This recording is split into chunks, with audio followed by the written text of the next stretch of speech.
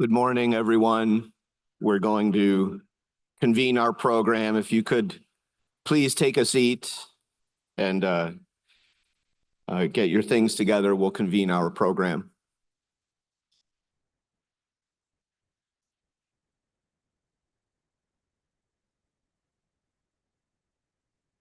Okay, good morning.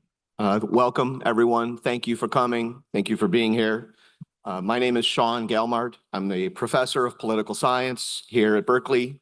I'm the faculty director of the Berkeley Liberty Initiative, one of the sponsors of this conference, chair of the UC System-Wide Academic Senate Committee on Academic Freedom.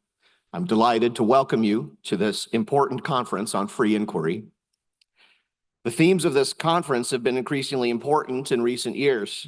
I started almost 10 years ago on the Berkeley Senate Committee on Academic Freedom. At that time, it was a fairly calm way to record Senate service in an interesting area. Well, it's been quite a change in the last 10 years, and many of us saw growing problems over that time frame. We saw insistence by academics and departments on orthodoxies within disciplines. Many of us saw that enforced orthodoxies violated the culture of free exchange within the university, and which the university so desperately needs, even though they often conformed with the procedures of faculty governance. Many of us saw it, and the public sees it too, and this rationalizes the cratering trust in higher education by the public. In response, some of our campuses have started to build organizations to defend the culture of open exchange. On this campus, we have the Berkeley Initiative for Free Inquiry, a faculty consortium led by Will Fithian from Berkeley Statistics, and Chris Hoofnagel from Berkeley Law. We also have the Berkeley Liberty Initiative, which is a donor-supported center focused on open exchange of ideas, particularly in student-facing modes. These are valuable, important initiatives, and yet the threats to open exchange and free inquiry are expanding, not diminishing. So we must redouble our efforts to organize in defense of it, including to share perspectives and build networks across the UC system and across academia. This conference is an important effort to do that vital work. I want to thank the conference organizers, Smriti Mehta, the executive director of the Berkeley Liberty Initiative and the convener of the Berkeley chapter of the Heterodox Academy, Rick Sander of UCLA Law School, Stephen Brint of the Department of Sociology at UC Riverside, and all of our colleagues at the Berkeley Initiative for Free Inquiry and Berkeley Liberty Initiative who sponsored this. The organizers had the vision to conceive and design this conference, and Smriti did terrific work in pulling it together. Thank you for doing that.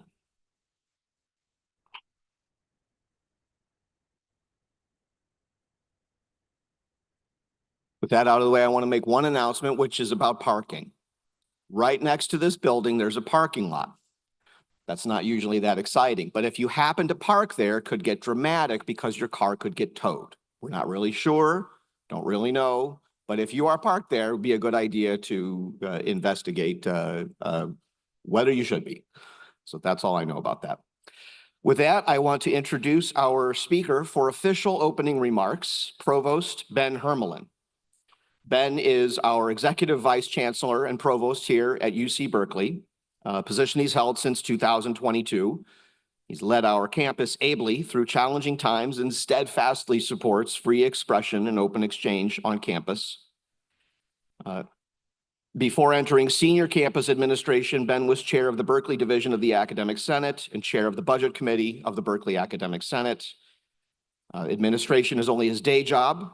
He is a renowned economist, holds tenured appointments in both the Economics Department and the Haas School of Business, where he's the Thomas and Allison Schneider Distinguished Professor of Finance. He's a noted expert on corporate governance, leadership, and the economics of organization.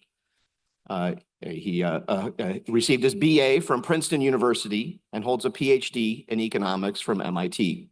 With that, thank you, Ben, for being here.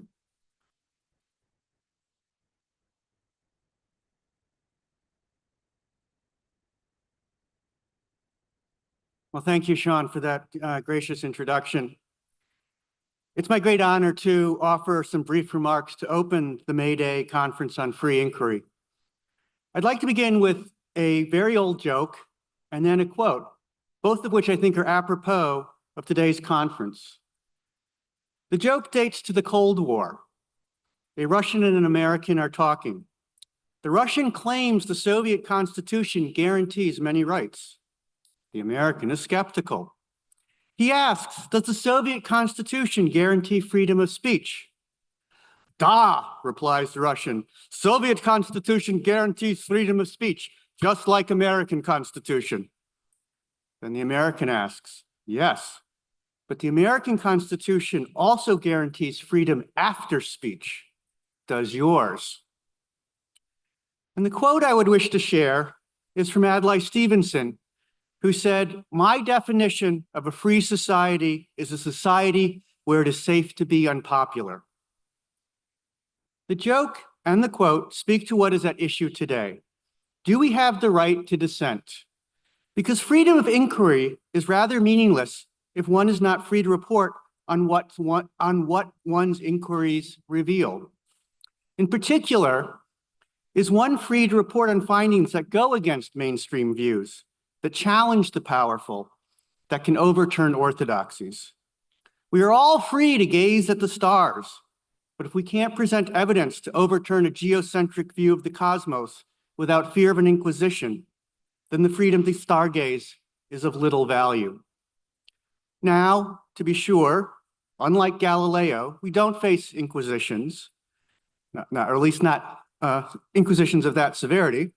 We don't even risk the kind of punishments to which John Scopes was threatened for teaching evolution. At the same time, we have seen from left and right an increased intolerance for findings that challenge cherished beliefs. This intolerance manifests itself in cancel culture, nasty social media campaigns, and heckler vetoes, as well as threats to funding for research that has the potential to reveal inconvenient truths. So while no one risks being burned at the stake, sanctions exist, sanctions that can be imposed both by state and non-state actors.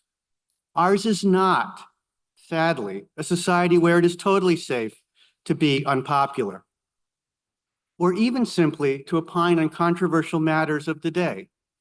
And the situation is getting worse, not better. Given the many benefits that free inquiry provides society, benefits that are well known to all of you and that I therefore don't need to enumerate, why is free inquiry so challenged? You will hear from people today who've thought more about that question than I, so I will not presume to offer an answer. I will only note that this is a question of fundamental importance. Our ability to defend free inquiry is hampered if we don't know what drives its opponents. The next question is, how do we defend free inquiry? Again, you will hear from people more expert than I, so again, I will not offer a lengthy discourse.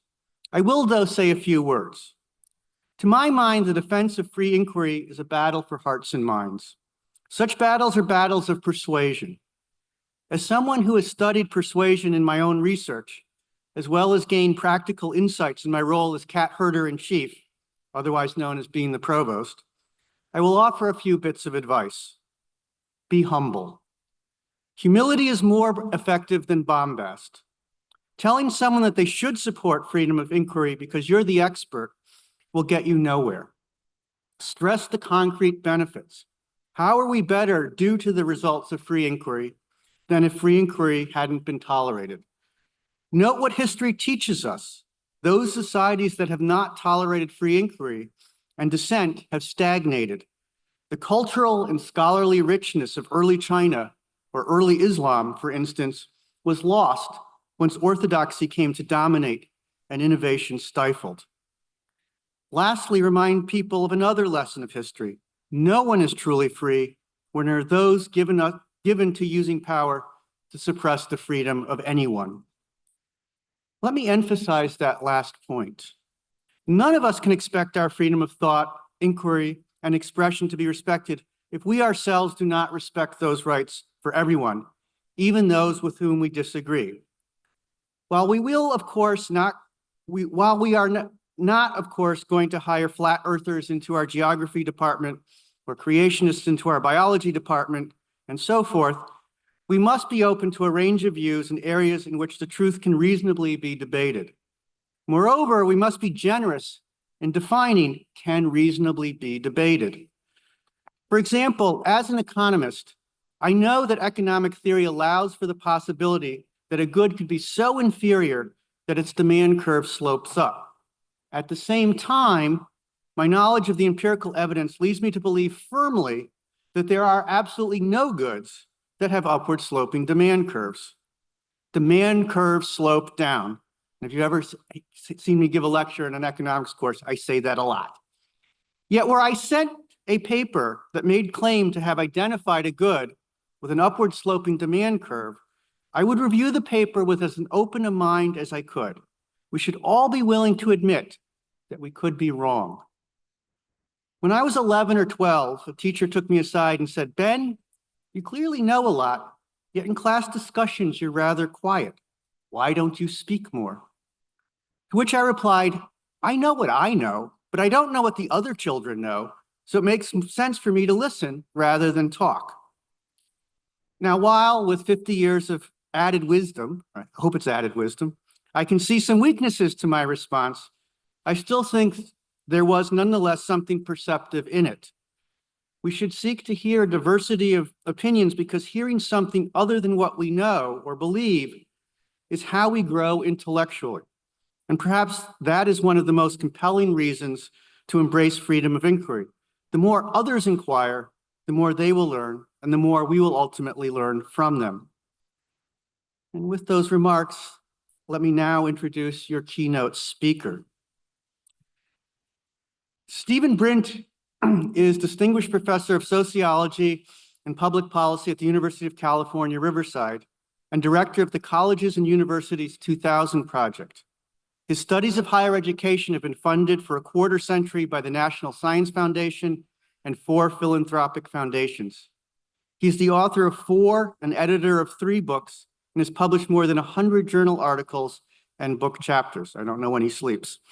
He has also written for the American Prospect, the Chronicle of Higher Education Review, the Los Angeles Review of Books, and the Washington Post, among other publications. His most recent book, 2 Cheers for Higher Education, won honorable mention from the American Sociological Association's Pierre Bourdieu Award. The book was also the co-recipient of the Emory Elliott Book Prize. And it was named one of the top 10 books on higher education for 2019 by Forbes. He's an elected fellow of the American Association for the Advancement of Science and the Sociological Research Association. A native of Albuquerque, New Mexico, Steve Brint is a Golden Bear, having received his BA with highest honors from UC Berkeley.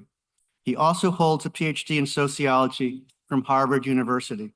And with that, I would welcome Stephen Brint to the stage.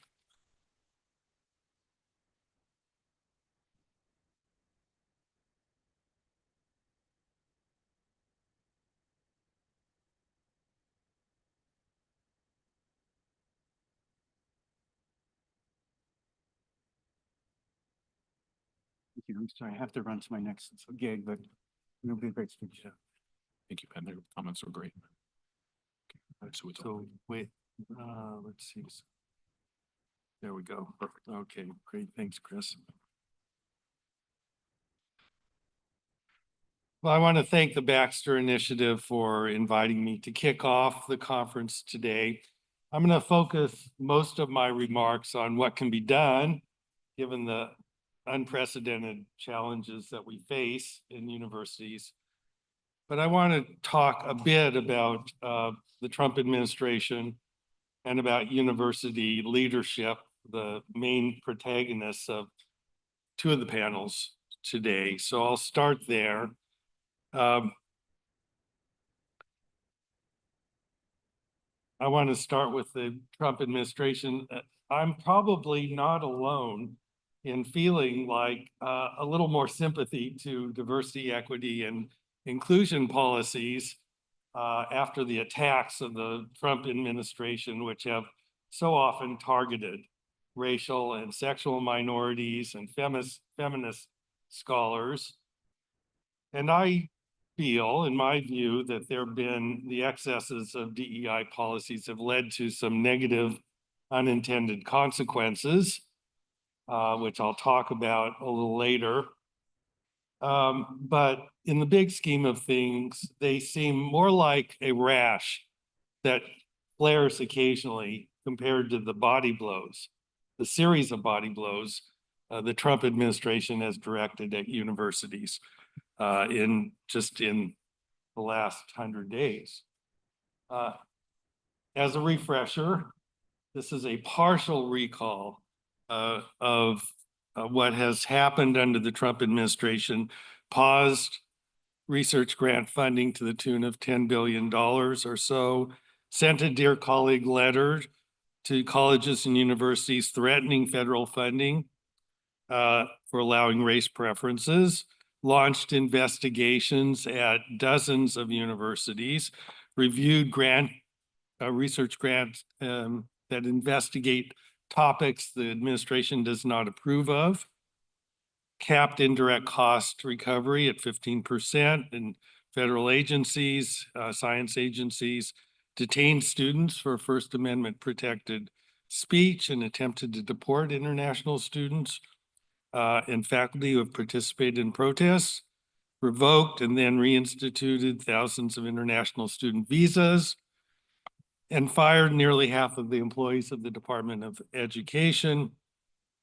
and tried, of course, to now is vowing to eliminate the department. You probably won't be able to see this, but this is but this is a list of the words that the Trump administration is scrubbing websites and grants to make sure that they, accord with the administration.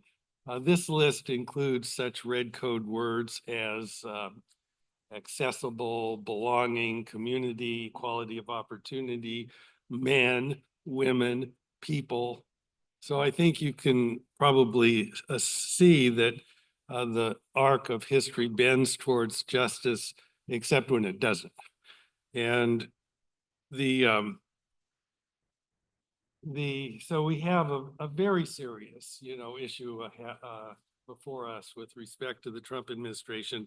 My studies of right-wing policymaking in the states suggest that what happens is there are dramatic events that trigger much larger efforts to put forward a policy agenda that goes way beyond those events.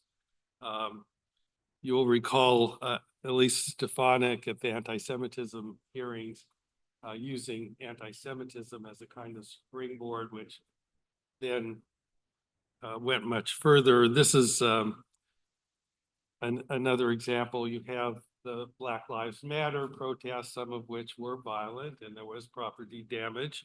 That was the basis for an ALEC seminar, American Legislative Exchange Council seminar on the onslaught of critical race theory, model legislations put together by think tanks on the right.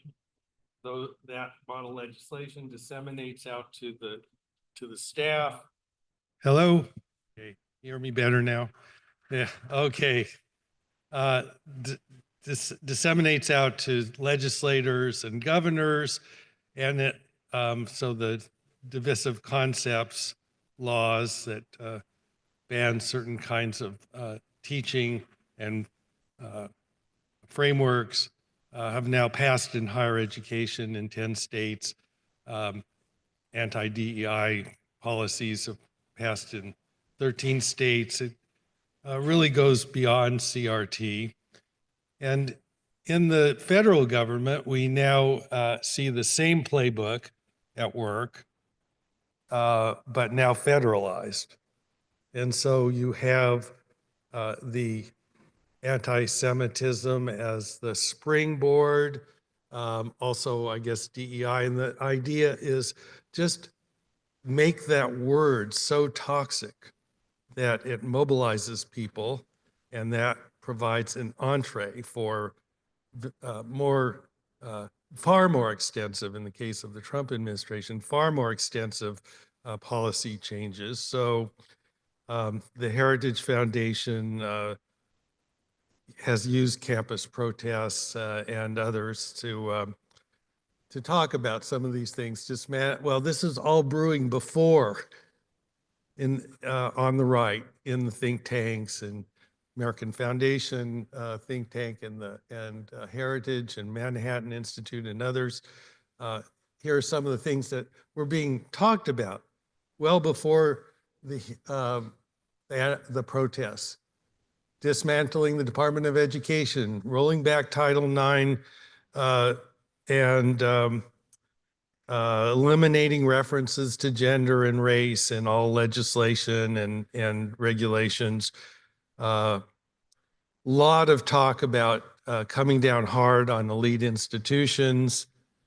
Jim Banks, who was then head of the Republican Study Group, is talking about launching investigations, and other people are talking about holding back funds from universities unless they comply. So all of this is brewing, and the springboard are the campus protests over Israel and Palestine. And there is a little bit of a question, I think, in people's minds. Why did they start with elite institutions, which after all have so much prestige and resources? And I think it's pretty straightforward. There's a lot of feeling of resentment towards those institutions because they have in the past been a thorn in the side of Republicans and the first Trump administration. There's also the thought, I think, that if you humble the elites, others will fall in line.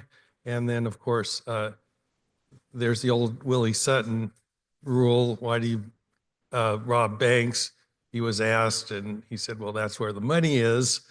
And so I think that's part of the issue too. But all of this does present the possibility of the fall of this plausible scenario for the future, where you have endowments taxed up to 21%. That's a policy that's being circulated and will come up in Congress.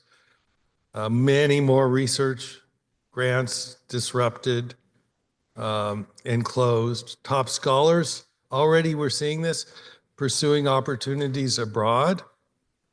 International students thinking of other places to go. More international students deported for exercising their First Amendment rights.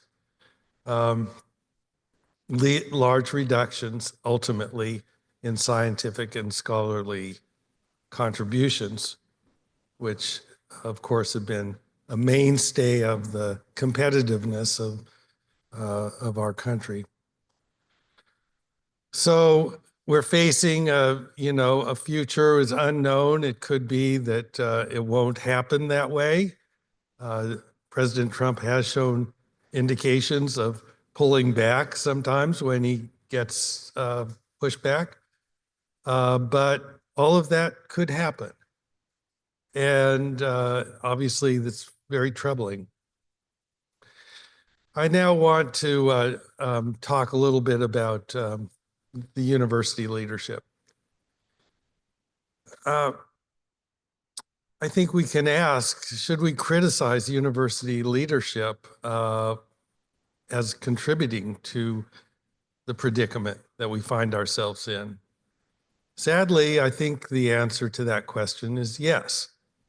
And representation has been an issue in universities literally since the 1960s. And it's kind of ebbed and flowed. But shortly before the voters in California rejected affirmative action, you can see this quote from the sociologist Neil Smeltzer.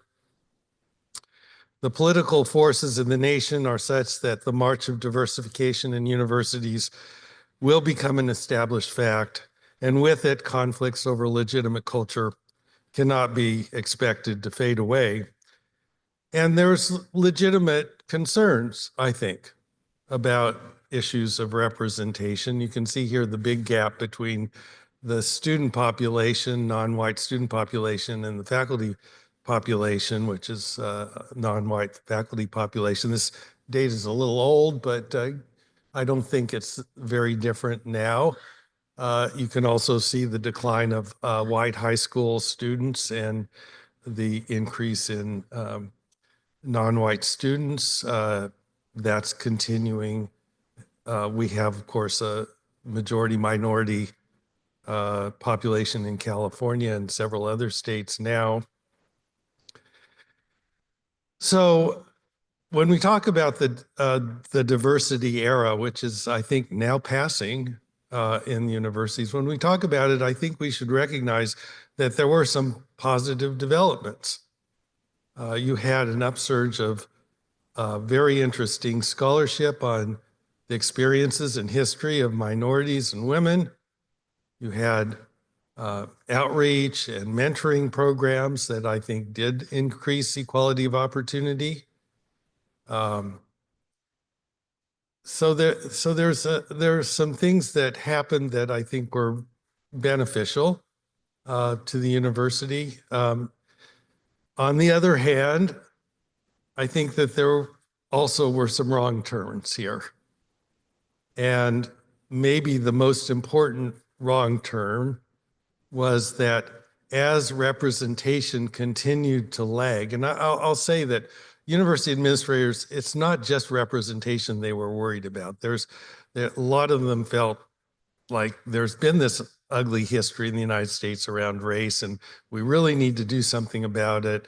They also aligned with the California Democratic Party and other Democratic parties in blue states. So the coalition strategy was consistent.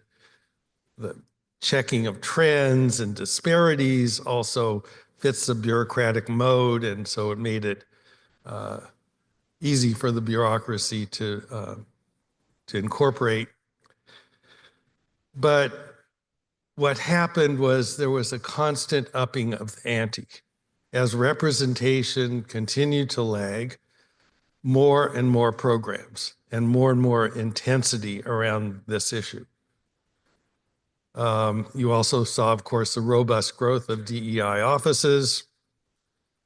And I think there is something of an administrative activist alliance that occurred in many of our universities, so that you had indirect support for a politics of suspicion towards whites and men, tacit support for this epistemology of oppressor oppressed that was quite popular in some quarters of the universities. And so these were wrong turns, in my opinion, and have contributed, to where we are now. It's not the only thing. There are much larger forces at work of demographic change, economic insecurity, political deadlock. Those forces are more important, but there was a contribution here. And if anyone doubts that that there was this effort to make diversity, equity, and inclusion co-equal with academic excellence, at least in the University of California and probably in other places as well, I would recommend that you read the book by Susan Carlson, who was a point person in University of California Office of the President as Vice Provost for Academic Personnel and Programs. Here are some things that she says in her book, The Art of Diversity. Superior intellectual attainment and contributions to equal opportunity and diversity are the two overriding expectations. That's a change. DEI is a core mission of the university, and faculty members who see it as peripheral that they're a problem. She organized seminars of faculty from all and staff from all of the campuses where they talked about microaggressions, implicit bias, but also white supremacy. You can look in her book. In 2014, there's discussions at UCOP about that. So here's a timeline of what happened in the University of California. And of course, we're the vanguard, I guess, in California, but many, many other universities followed a similar path. The regions start to focus on historically excluded populations in a statement in 2007. You have intolerance reporting forums. You have these roundtables that I mentioned in 2012, mandatory diversity statements 2014, first DEI administration 2014, contributions to diversity and or merit evaluations 2015, advancing faculty diversity initiatives to hire more people. And I think it's not just a socio-demographic. The part of the problem is that there was a demand also for ideological conformity in many of these searches. And I think that was a particular problem. And then you have equity advisors, requirements for diversity statements, and then the beginning of some pulling back in 2022. And of course, this year, there's the diversity statements are now eliminated. So tide is turning a bit. What you see in other like-minded institutions of higher education didn't take into account was that some of the actions they were taking were also feeding a very upset opposition. People on the right, people who watch Fox News, and those left out of the university's circle of concern. And now that has crystallized in a serious way with the second administration of Donald Trump. So I'm now going to turn to talk about what we can do given this unprecedented situation and the unprecedented challenges that we face. And I am going to focus on communication and repair. So I was at first kind of skeptical that university leaders would step up in opposition to the overreach of the Trump administration. I mean, after all, these university presidents they're managers, they're umpires, mediators. They don't like to rock too many boats. That could be dangerous. And they have a lot of resources to steward. So at the beginning, it wasn't surprising to me that Columbia capitulated. But all of that changed. On April 14th, my expectations changed. And actually, it started a little before that. You had Princeton president Christopher Eisgruber and Michael Roth from Wesleyan saying they were not intending to comply. And then April 14th, after this very aggressive and extensive letter that went out to Harvard demanding that everything change at Harvard, Alan Garber said, we're not going to comply. And now we have seen a kind of snowball of that, of opposition. We've seen Rutgers organize Midwestern universities. We've seen UMass trying to organize land grants. We've seen letters with signatures from 400, 500 presidents indicating that they're going to resist government overreach. So it's changing. We'll see what happens. And clearly, for those who are quite concerned about the overreach of the Trump administration, it's going to take a lot more than universities. It's going to take others stepping forward, businesses, law firms, media organizations, protest in civil society, and ultimately voters at the ballot box if the administration's policies, or many of them that are the most egregious, are going to fail. But in the meantime, universities can do some things.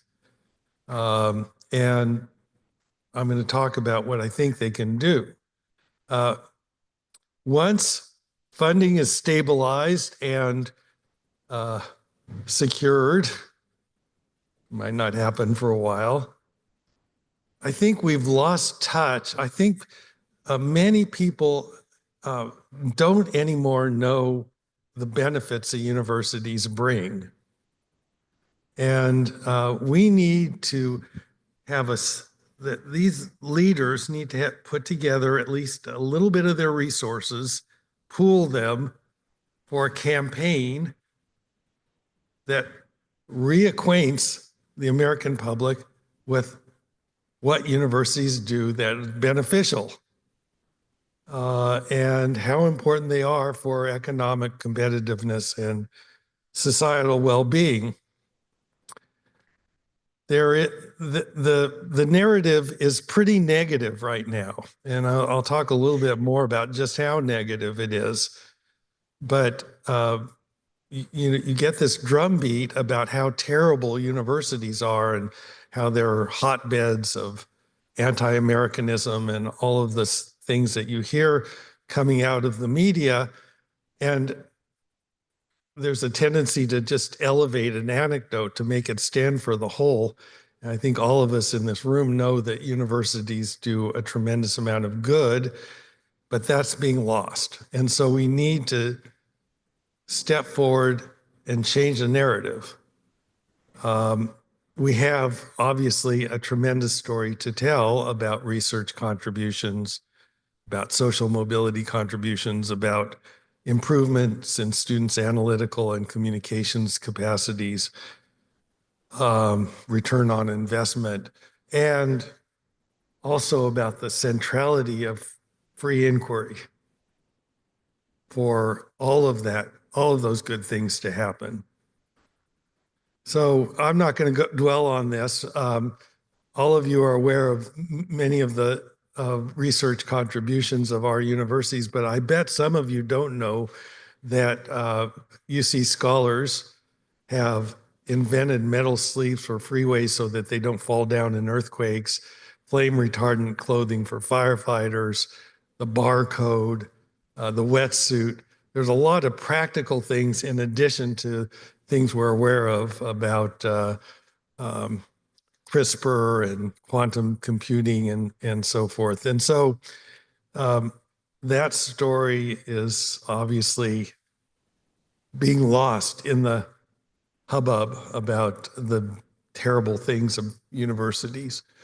Here's just a few other things, some graphs about mobility and return on investment and improvements in critical and analytical thinking for students who go to college. So we have got a tremendous story to tell that's not being told aggressively enough at this point. We need a publicity campaign with top talent to go out there on the YouTube and social media, other media, to tell that story repeatedly. One feature of this that needs to be a feature of it is the absolute essential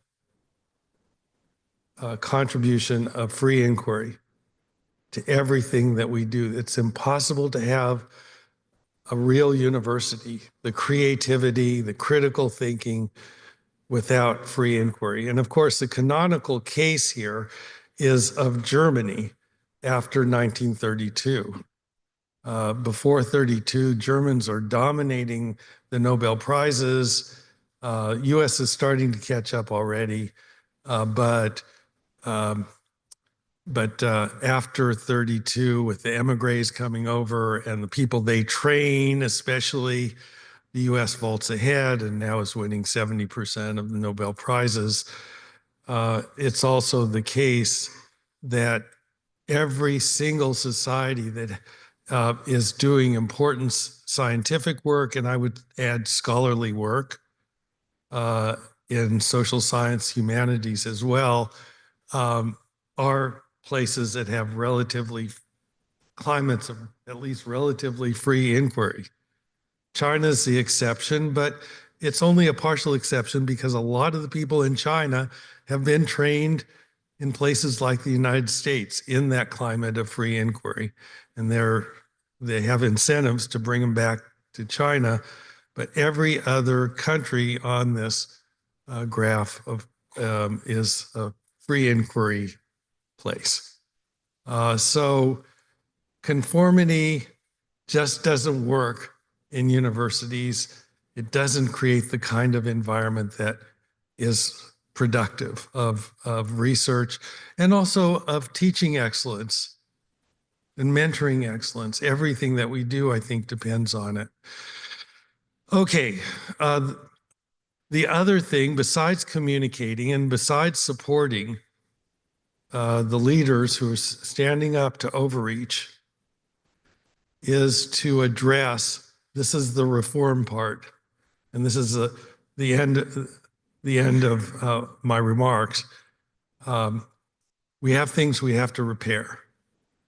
And this is how far public confidence in higher education has fallen in just a decade. And among Republicans, it's at 18%. But it's falling among Democrats as well. So it's clear that there's a big distrust out there in the public. And since we say that we're there to serve society, this is a problem. This is a big problem, and it's part of why we're in the dire straits. So these are the main sources of public displeasure, and I think we can do something about at least two of them. Third one, we can't accede to completely, or not. It's a problem, but we can do something about cost. We can do something about political bias, the perception of political bias. The issue of, should we be aligned with what employers want? That is something we can't accede to completely, because utilitarianism is an impoverished aim. I mean, we should have people prepared for employment, but that's not all of it. It's by no means all of it. So let me just talk a little bit about what I think we can do in these areas, and then wrap up. Cutting some of the costs in universities is consistent not only with the meat cleaver approach of the Trump administration, but also with this emerging agenda on the Democratic side of the abundance agenda, which a big part of that is trying to reduce regulatory burdens and trying to make government more efficient. This graph is of the different employment categories in the university. And you can see that people classified as senior management and senior professionals, staff people, are twice as large as the instructional faculty, and the staff is 9 times as large as the instructional faculty. We're down at 10,000, senior managers almost 20,000. Where are some places where we might be able to cut and therefore either put that money into better teaching, or I don't think we'll reduce tuition, honestly, but at least beef up what we do in other domains. There's a huge regulatory burden. for looking at international students, admissions, course curricula, IRB. My rough estimate, and don't hold me to it, is that University of California spends $500 to $750 million in regulation, compliance with regulation. I think that we should be able to make a pact with the help of federal and state government that we're going to reduce that by 10 or 15% over several years. Democrats have often been interested in this, just as Republicans have been interested in it. It seems like it's possible to me. That's a huge amount of money that's going for regulation and compliance with regulation. Another place, I believe, some of you may disagree with this, that we could look is student affairs, which is just a huge operation on most of our campuses. And it's also a site in which the sort of social justice ideology tends to be extremely intense. I think we could probably cut back in student affairs. They also defer students from thinking that the main purpose of education is actually education. So these are the folks that, give tours and run campus events and are resident assistants in dorms and so forth. And at the very least, what needs to happen is they need to be oriented that the main values at the university are academic excellence, intellectual or viewpoint diversity, constructive disagreement. They're getting none of that now. New faculty and graduate students could use that kind of onboarding as well. I don't think they're getting it.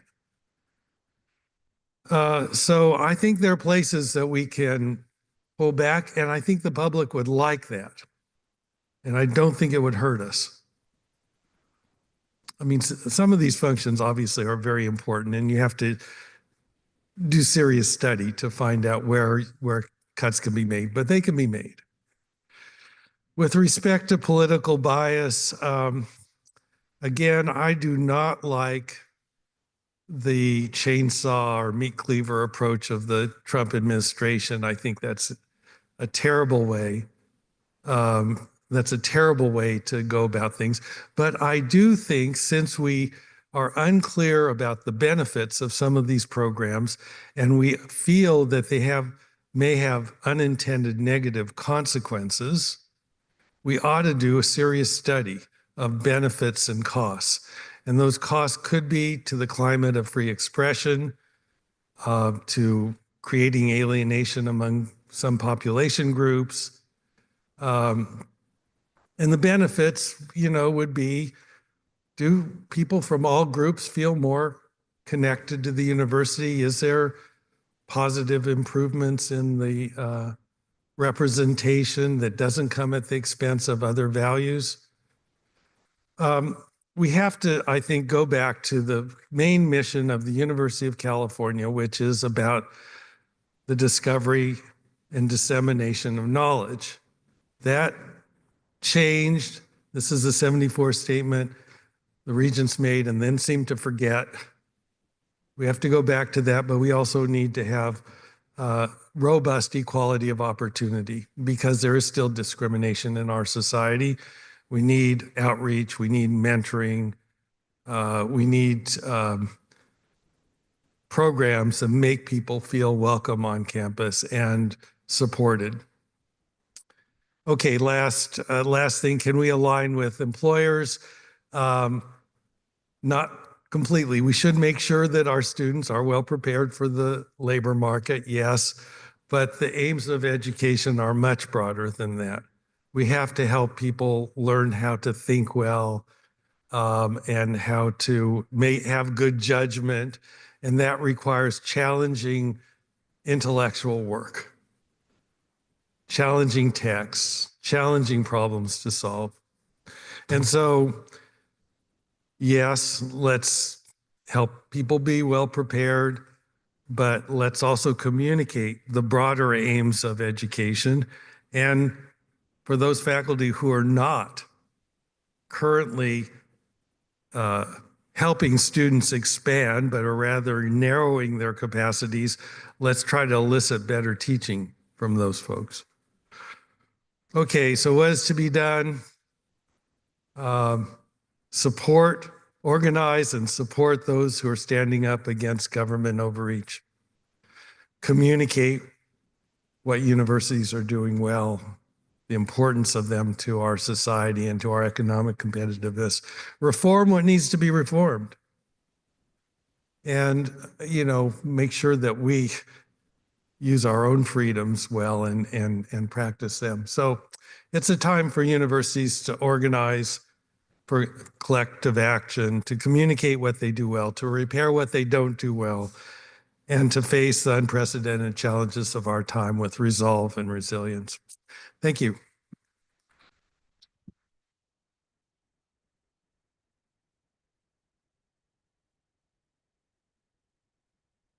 Okay, so we have just a few minutes for our Q&A. So if you have questions, you can just raise your hand.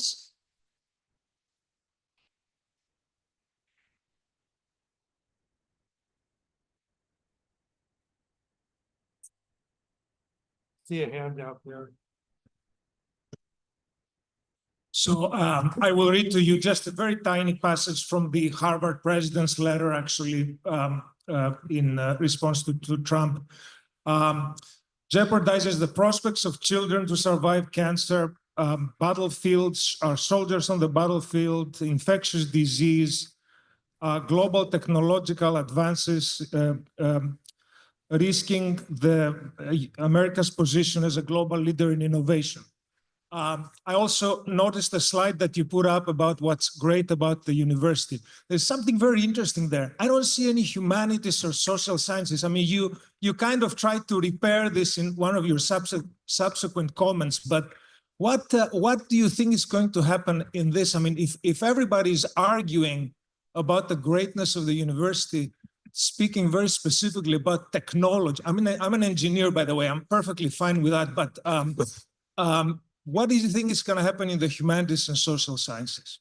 Well, I think the humanities and social sciences make many contributions too, and they don't get as much attention, but we have had tremendous contributions in social science, the field I know best, transaction cost economics, psychology of happiness, predictions of the fall of empires. They just go on and on.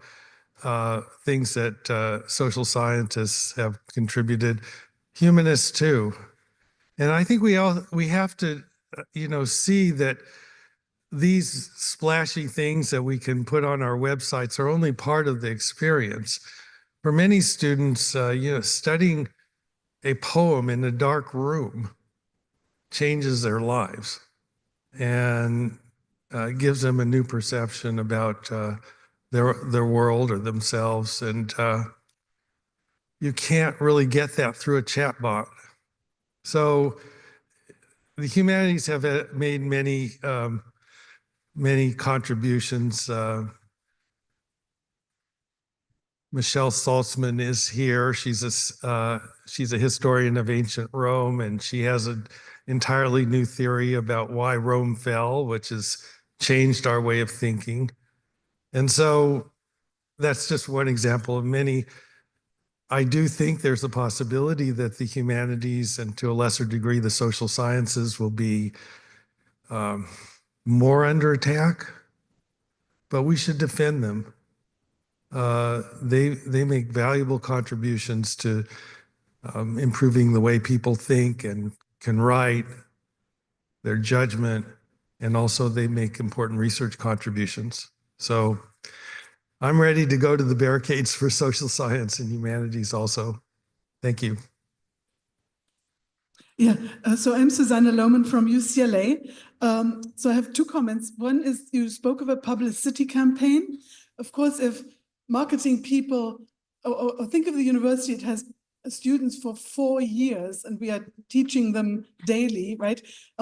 Why wouldn't the quote unquote marketing campaign be with our students? If we were teaching better, then the students would then go out in society and think that the university is actually doing something, right? So it seems like that's the way to go. And this is so I teach a lot of undergraduate students, and I found over and over again that students say, oh, I have this dream college, UCLA, but then when they're actually there, the teaching is actually quite disappointing. Or community college students come, and then once again, they are disappointed. And there's sort of a little bit of a tendency, like in the old Soviet Union, when, what was it again? We pretend to pay them, they pretend to pay us, we pretend to work. There's sort of a sense in which we pretend to teach them and they pretend to learn. So I think there are some real problems in the education enterprise. And the other thing is that when you were showing all this STEM stuff, but this point here that what are the social sciences and humanities contributing? Well, I think to a disproportionate degree, we are contributing students who go out into society, right? So our thing is also research, but I think primarily actually the training of undergraduate students. And so if we're weak on that, then that might be part of our problem. And then the other point I want to make is that free inquiry is not just about research and teaching, but also about university governance. And the Perry Link case is an example where someone was on a committee contributing a university governance argument and then got slammed for it. And so I think we need to say that in the university, we have on the one hand, university administrations that are focused on legal liability, and then they want to prevent people from saying certain things on recruiting committees or in other kinds of consultations because that might create legal liability. But I think we really need to also say free inquiry is about university governance, not just research and teaching. Yeah, thank you, Suzanne. So I'm an empirical social scientist. I'd like to see more of the facts about how bad a job, as you say, we're doing in the classroom.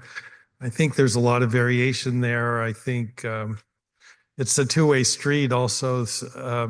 Students aren't probably reading as much as they used to, so we have to find a way to make that happen through maybe even daily quizzes.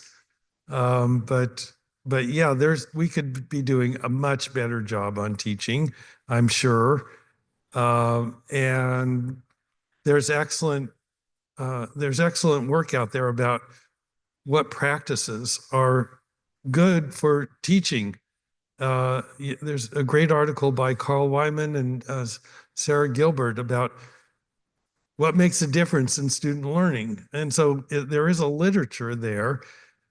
I guess part of it, the issue would be to try to help our colleagues draw on it. And where the teaching is not good, we need to give them feedback. And I'm afraid that we have work to do there. I agree with that. So I'll just leave it at that because I know we have the next panel, right? So thank you, Professor Brent.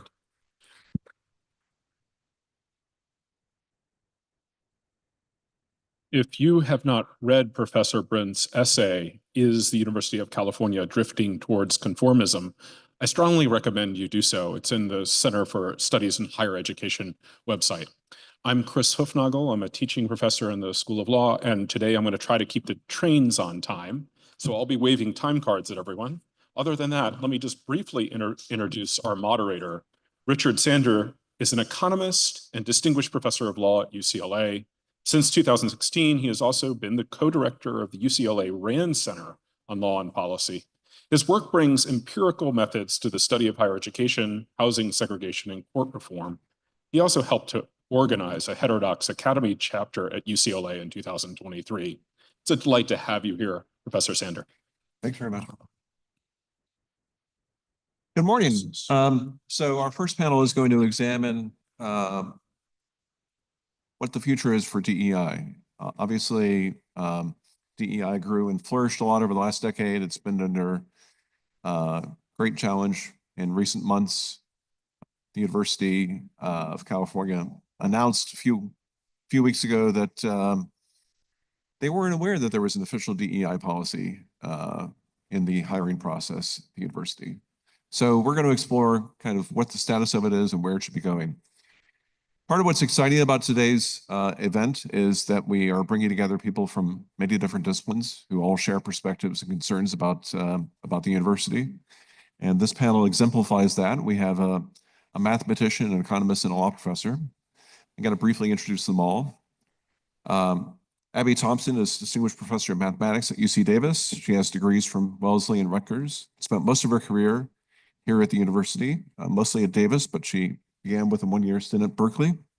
She regularly spends time at the Advanced Institute for Study at Princeton. She's co-founder of the Association for Mathematical Research. One of her areas of expertise are knots. And so I think that explains why she's interested in studying the knotty problem of DEI. Brian Socek is Professor of Law and Chancellor's Fellow at UC Davis. He has a doctorate in philosophy from Columbia and a law degree from Yale.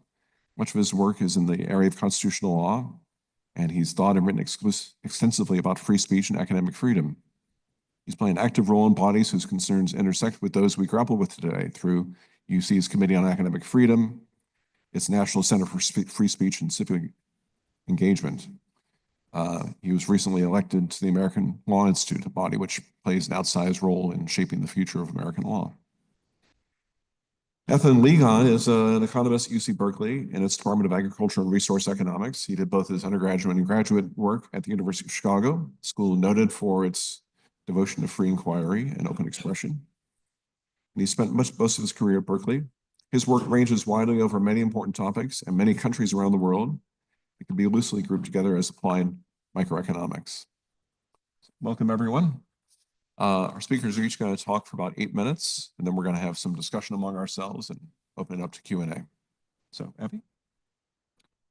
Well, thank you. I'm very glad to be here. Thank you for the kind introduction. And I'm going to start off respectfully disagreeing with Stephen Brint, our first speaker.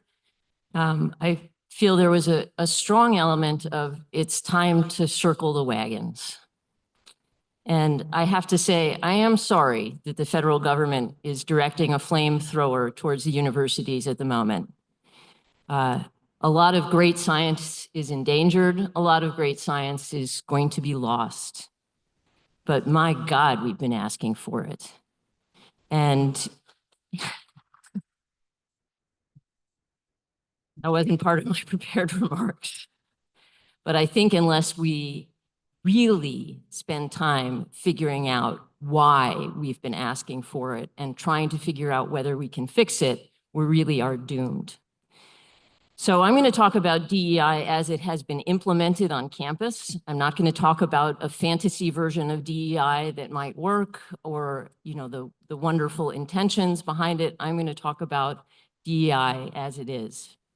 So the title for this panel was, What Should We Salvage from the DEI Era? I think it's the wrong question. I think the question should be, can we salvage the university from the ravages of the DEI era? Harvard is busy obscuring their DEI office. They've renamed it, as of last Tuesday, Community and Campus Life. But at UC, DEI is thriving. True, the regents have stepped in to forbid the use of DEI statements in faculty hiring. That practice was so obviously discriminatory that even UC couldn't manage to defend it, although it made a valiant effort, thanks to some people here. But with that wonderful exception, the whole vast, expensive DEI bureaucracy is flourishing. At UC Davis, it's growing like a weed. Last year, the Davis Academic Senate commissioned a report, something that Professor Brint recommended that we do. This was particularly directed to budget questions, but they asked a lot of questions about the DEI office. I found it devastating. The number of positions over the past 5 years grew from 31 to 83. And the administrative response to the report, even with the current crushing budget news, was essentially, yeah, but we've won a lot of diversity awards. And we don't have quite as many DEI staff as some comparable institutions. There's been no stepping away from the DEI strategic plan, which is to, quote, broaden the diversity of faculty and staff by ensuring that campus policies, departmental incentives, and funding models are aligned to make aggressive policy on hiring goals. And the hiring goals are very specifically based on what I would describe as cosmetic diversity. We're doubling down. Let's look at some other examples. Davis has, quote, strength through equity and diversity, or STED workshops. And just as an aside, when someone starts twisting the words around to make a sayable acronym, prepare to flee. Attending a STED workshop is required for anyone on a faculty hiring committee. These were started around 2015 when DEI was really gearing up. I objected when they were instituted on the grounds that they were addressing a non-problem. At the time, every UC Davis campus unit that was hiring, actually there was one exception, I think it was education, with one exception, were hiring women and underrepresented faculty at percentages higher than they were appearing in the applicant pools, in some cases much higher. So we have groups of faculty sitting through long and tedious sessions being told that implicit biases buried deep in their lizard brains are holding back underrepresented groups, that the way they're evaluating job files is discriminatory. Unless our lizard brains are somehow affecting the applicant pools, this is just false. The trainings do nothing for your lizard brain, nothing for the applicant pools, but they're very, very effective at conveying what are and are not acceptable opinions regarding diversity, equity, and inclusion initiatives. And faculty desperate for additional positions, or maybe just exhausted or afraid, go along. One of the worst consequences is that everyone is lying all the time. Hiring shortlists are rigged to pass the quota test, and we say these are the very best in the pool. We admit students to the University of California who need 2 or even 3 remedial math classes to attempt a degree in STEM, and we say these are the best qualified applicants. We promote faculty whose research consists of political diatribes, and we say they are distinguished scholars. They knew all about this in the Soviet Union. Quoting Elena Gorokova, quote, "They lie to us. We know they're lying. We know they're lying, but they keep lying to us, and we keep pretending to believe them." This has a terrible effect on the morality of the university. It's not just faculty hiring using the centralized UC recruit system foisted on us actually by Susan Carlson at UCOP. However, senior administrative hiring at the dean level and above is quite opaque. So faculty hiring they wanted to get a hold of and have all the data for, so we have UC Recruit. But you'll notice that senior administrative hiring is completely opaque. It's funneled through expensive outside headhunting firms. We don't know much about these applicant pools and how they're being winnowed down. We are typically, with apologies to administrators who are present, presented with candidates A, B, and C, who often range from bad to worse. And when faculty rank them in order, A, then B, then C, we get C. Faculty hiring has increasingly been co-opted by the administration with the ill-advised search waivers for presidents and chancellors' postdoctoral fellows, and cluster hires with specially appointed hiring committees chosen by the administration. The faculty have rolled over.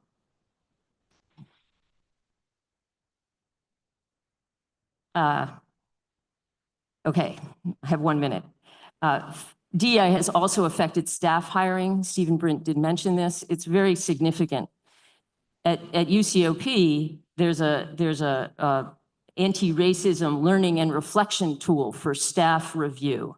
Staff under review can range from being champions of anti-racist practices or resistors of anti-racist practices.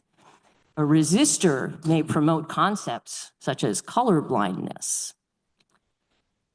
Anti-racist isn't a vague idea. In 2021-22, the Davis Campus Community Book Project was Imbra Kendi's How to Be an Anti-Racist. This is a deplorable book. But our Vice Chancellor for Diversity, Equity, and Inclusion framed it, "The opportunity to welcome Dr. Kendi to campus affirms our commitment to advancing, operationalizing, and institutionalizing anti-racism at UC Davis. Institutionalized Kendiism. That's the goal of our DEI bureaucracy. DEI as it could be is something quite different from how it has been institutionalized at UC. It can't be salvaged in its present form. We'll get nowhere by lying about where the problems are and what the causes are and posturing about how much we care." Thank you.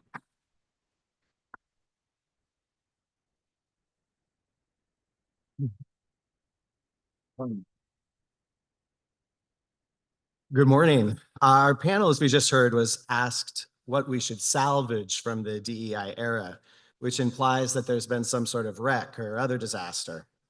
In having this conversation, I think it would be productive to get some clarity about exactly where people think the calamity occurred.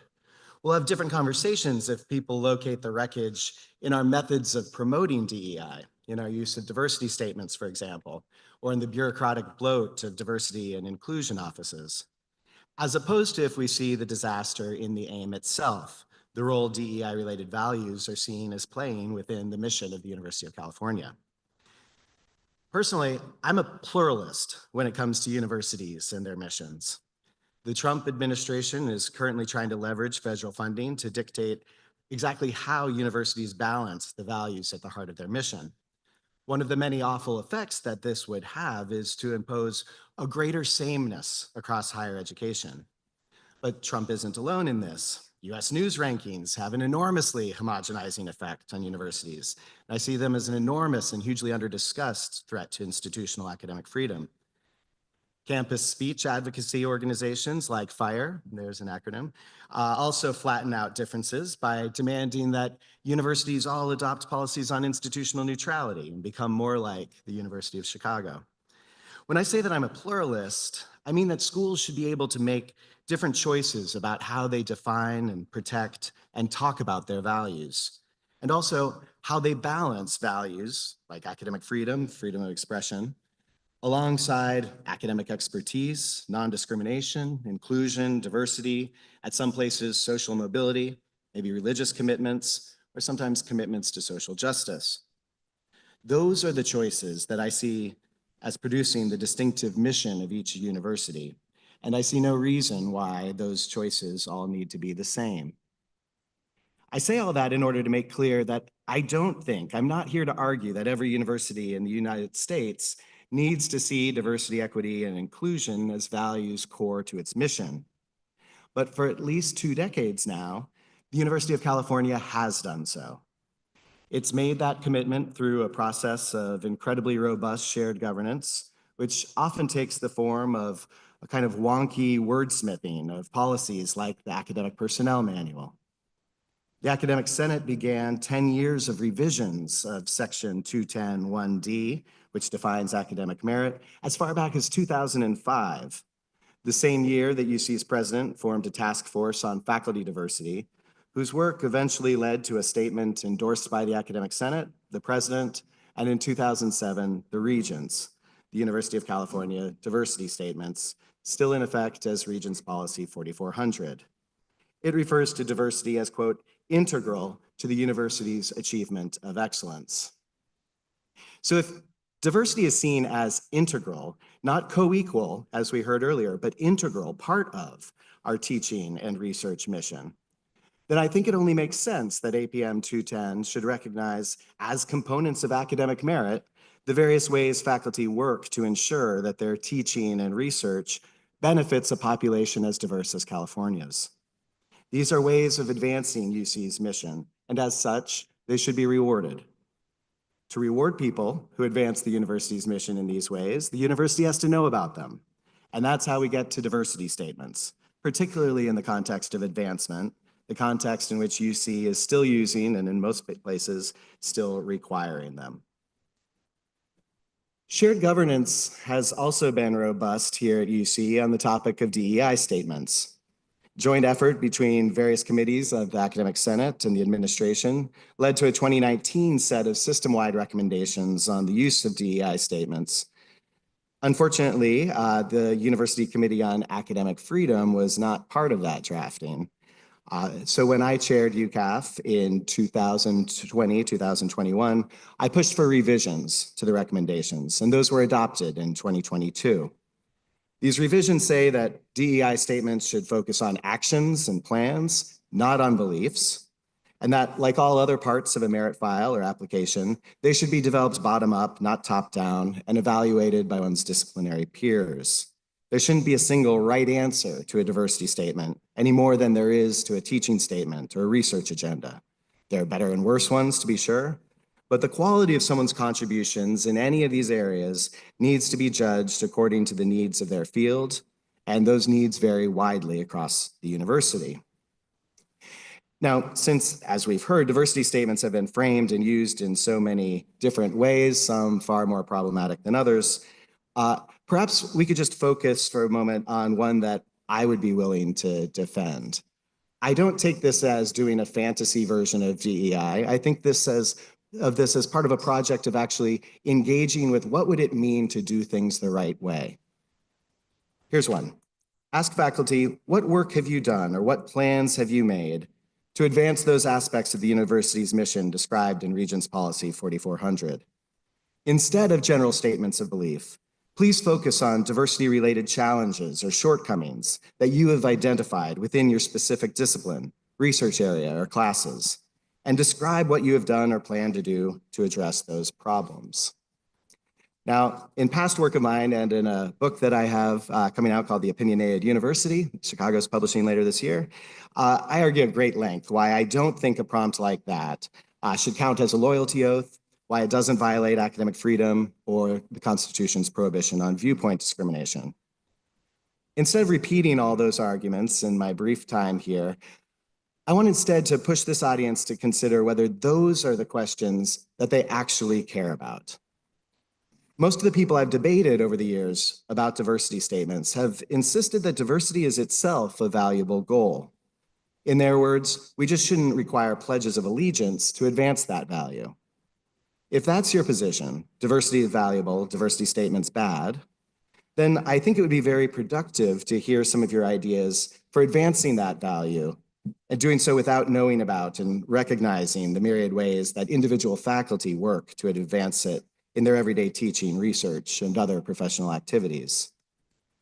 I'm also eager to know if, and if so, why, you think our system's evolving use of diversity statements deserves total abandonment.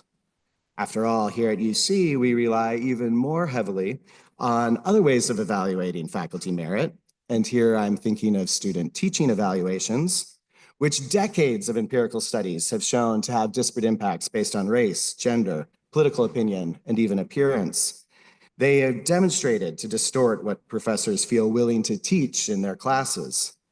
And they're a primary contributor to grade inflation, which is a genuine dilution of academic standards. These are the exact academic freedom-related complaints generally raised against diversity statements. And so the absence of a discussion at this conference, like every other, of these kinds of threats make me wonder, is it really the method, the diversity statements people object to? Or is the worry the ultimate aim, diversity, equity, and inclusion? Fine if so, if the latter, that opens up a very different debate for us to have. My only caution in entering into that debate is that we not beg the question at issue there, as, for example, the American Enterprise Institute did when it's titled its report on diversity statements, Other Than Merit. Those who oppose diversity can't just help themselves to a notion of neutrality that simply assumes teaching and research excellence are abstracted from questions about what populations benefit from that teaching and research. Now, to close, when people have these debates, I just want to make it clear, it should go without saying, but it doesn't, that people's speech for and against these issues, their intramural speech, their extramural speech, categorically must be protected and is protected under UC's academic freedom policies. Now, that doesn't mean people should necessarily be having these debates in their diversity statements themselves, any more than I should be talking about how I'd like a reduction in my teaching load in my teaching statements. I should be doing that in the academic senate. I should be writing op-eds in the Wall Street Journal speaking out against that. There are plenty of ways I should be up here using my microphone at this conference to do so, as opposed to within the statements itself. But anytime, any questions we might have challenging the UC's commitment, even if the commitment requires us to do our job in a certain way, the ability to speak out against that understanding of our job, I hope we're all agreed here, needs to be categorically protected under academic freedom. Thanks so much.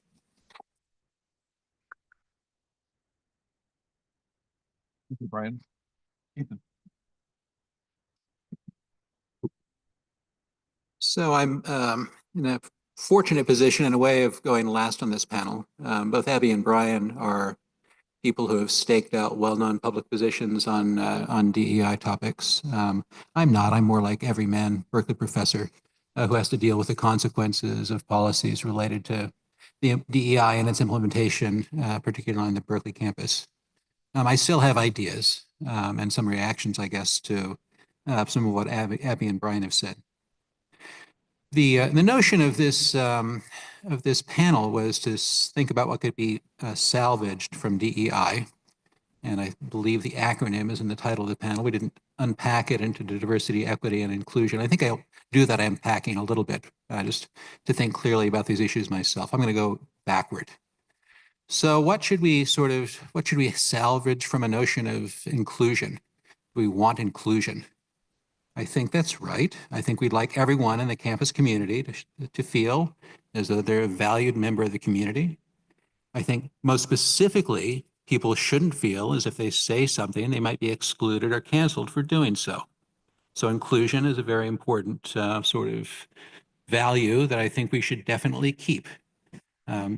People should have voice on campus. We should be allowed to express what we think without fear of being punished for it or being canceled for it. That's inclusion. I won't say much more about it. Equity.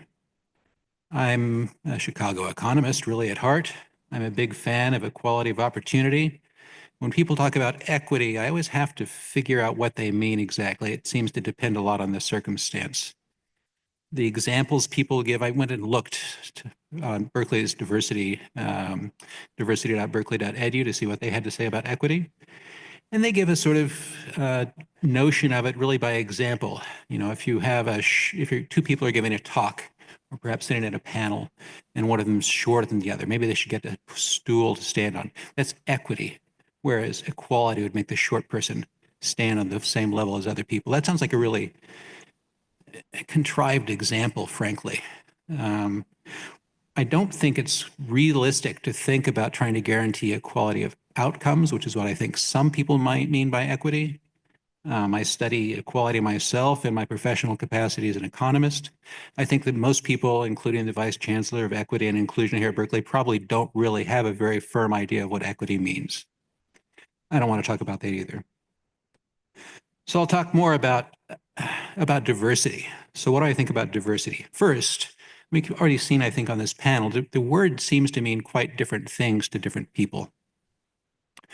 For some people, and certainly some people here at Berkeley, it's basically a code word for affirmative action. So when Prop 209 was passed in 1996, the university was no longer allowed to condition admission for undergraduates or hiring decisions on sex or on race or on ethnicity.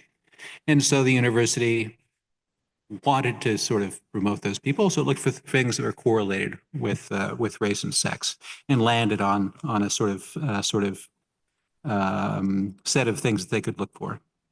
That's one idea. So a euphemism for race or sex. That still happens in hiring decisions for faculty now. If you, when I did this most recently, if you try to hire people and go to a short list, you're very quickly reminded about the composition of the applicant pool on some dimensions, the dimensions of sex and ethnicity, and you're very strongly encouraged to make sure that whatever the next step in the hiring process is matches those sort of benchmarks. It's also a possible signal that one subscribes to a particular set of progressive platitudes. We see this a lot in our hiring decisions and on our graduate students we admit to our PhD program, for example. The DEI statements or the personal statements now that our most successful graduate students, our most promising applicants submit, all look remarkably the same. For our PhD students who are incoming, they've They've certainly thought hard about the demographic challenges facing economics. They've probably founded an NGO or they're a director someplace helping people in Africa with skin color different than that of their own. They all really look remarkably the same, not exactly diverse. So what's the argument for diversity here? A really good argument? Well, I turn to the Berkeley Principles Community, which I'm kind of a fan of. They were merged in 2015. One of the principles, there's 7 of them, is we recognize the intrinsic relationship between diversity and excellence in all of our endeavors. Okay, I agree with that. I think I recognize that there's a relationship. It need not be a causal relationship, let's say. It's not necessarily the case that by pushing on the string of diversity, we increase the excellence of our research or our teaching. I'll turn also to the sentence from the Calvin Report.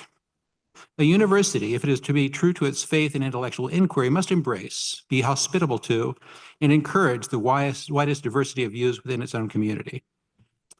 I totally agree with that. I agree with both of those positions. I think diversity is very important. I think it's important in the hiring decisions we make as a faculty. I think it's important in the students we admit to our graduate programs. I think it's valuable when we think about the undergraduates who admit. Those are all really important things. Really, really much too important to be left to a bunch of bean counters. The sort of horror stories that go along with complying with DEI rules at Berkeley when we're making hiring decisions or admitting PhD students are really just, I won't dwell on them because I don't have time. Perhaps we can come back to some of them in the comments, but it's really been ugly having to deal with the rubric in the past at Berkeley to hire people. It means that people have to lie. It means that people have to be unprincipled when you make these kinds of decisions.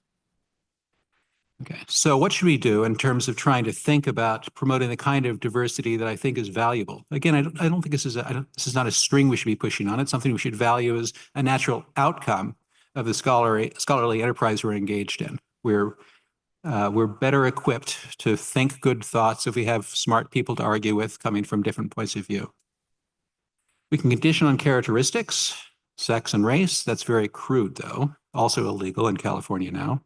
We could use a richer set of characteristics. Here, I like the idea of using a richer set of characteristics. I'm in a Department of Agricultural and Resource Economics. Many of us study agriculture. We're very carefully balanced now by sex and by ethnic URMs. I think I'm the only faculty member who grew up on a farm, who has a rural background at all in a Department of Agricultural Economics. Everyone else is now a city kid. You start to think, that's my own personal experience. There's lots of other characteristics that might matter for a scholarly enterprise, though, whether it's where you're coming from, rural or urban, whether it's the region of the country, your religious background, your sex, your race. There's a whole long list of things.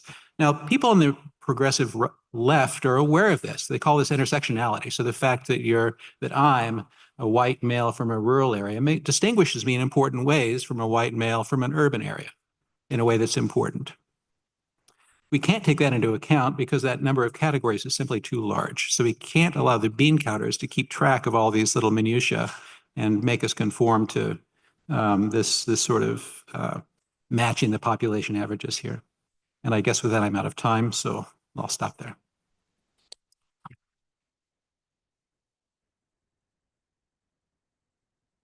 Okay, we're going to do a little discussion among ourselves. I'm going to ask each of the panelists a question. Why don't we try to keep our questions and answers short so that we can get through a number of them, and why don't each of you feel free to comment on the answers of the others.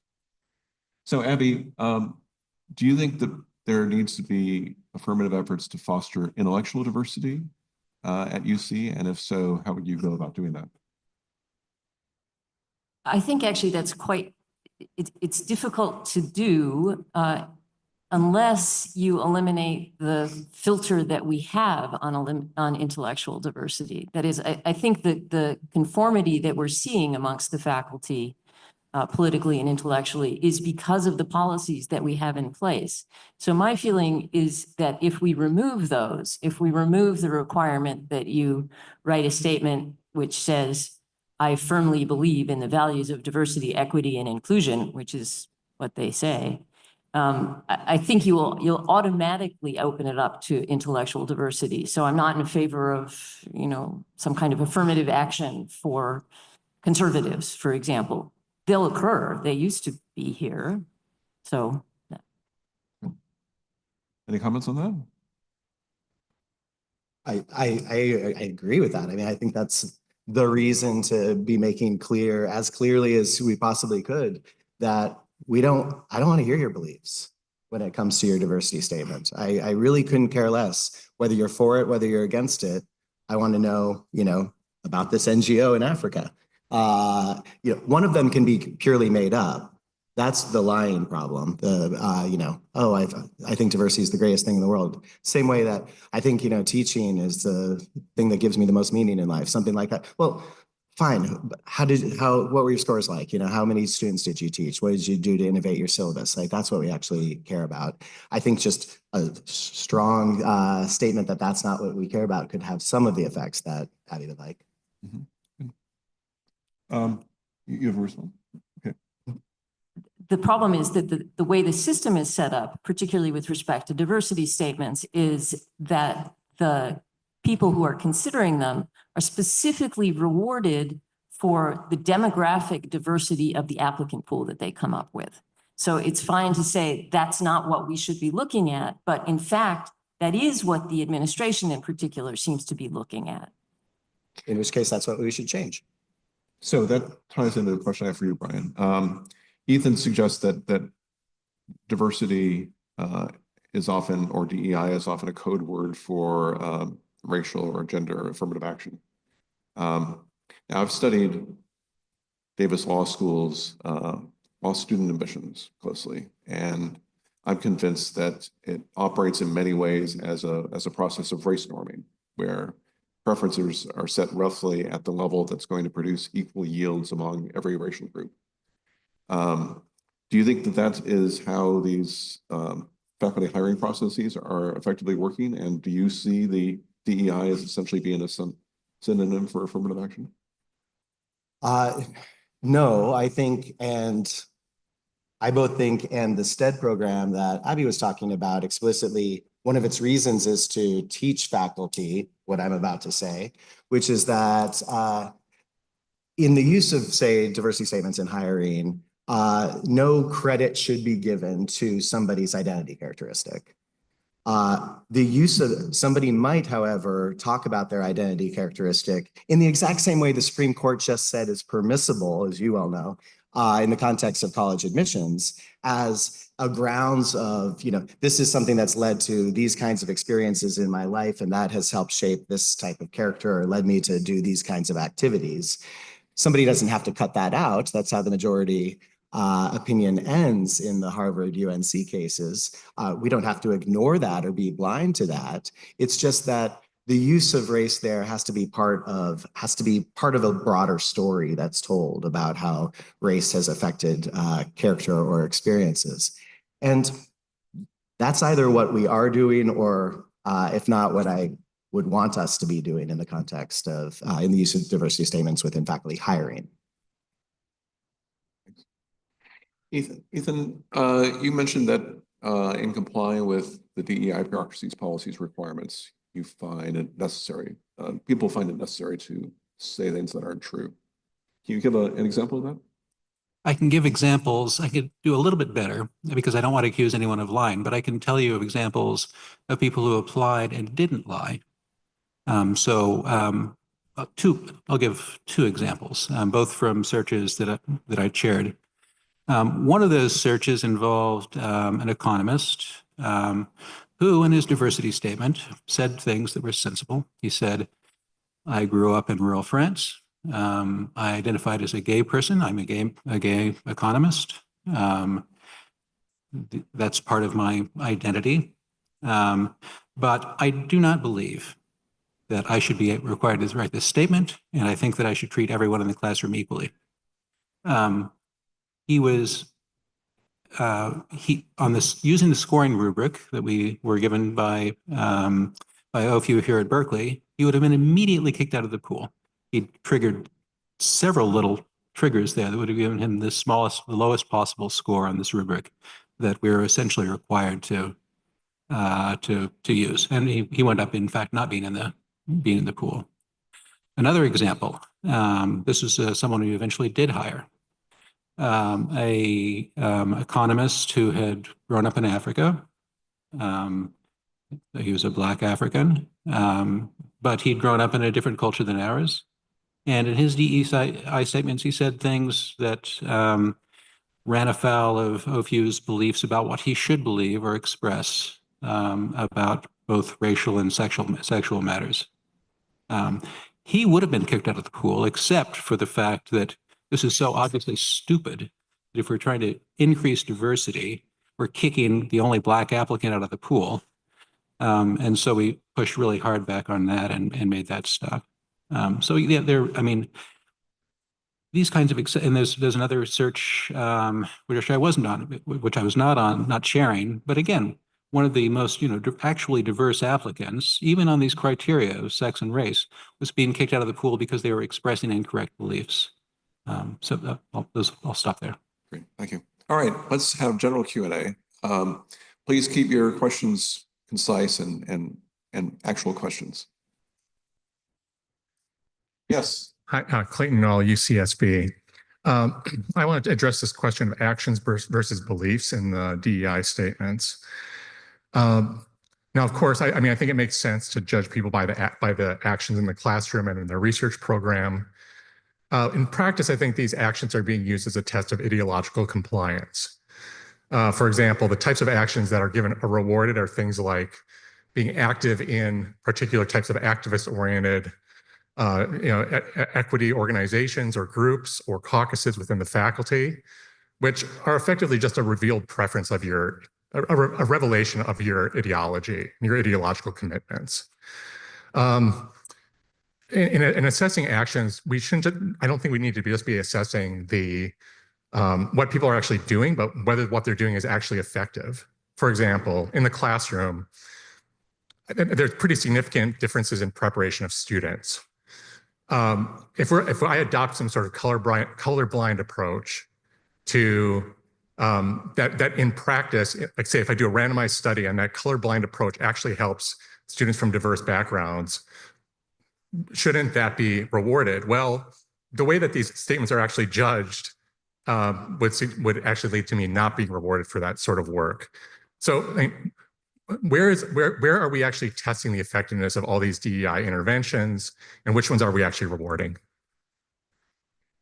That's super. I mean, I would hope that would be rewarded in the same, so the Berkeley rubric has caused, talk about something that shouldn't be salvaged. It's caused so much problems. And one of the main parts of it is the idea that treating students the same is automatically something bad.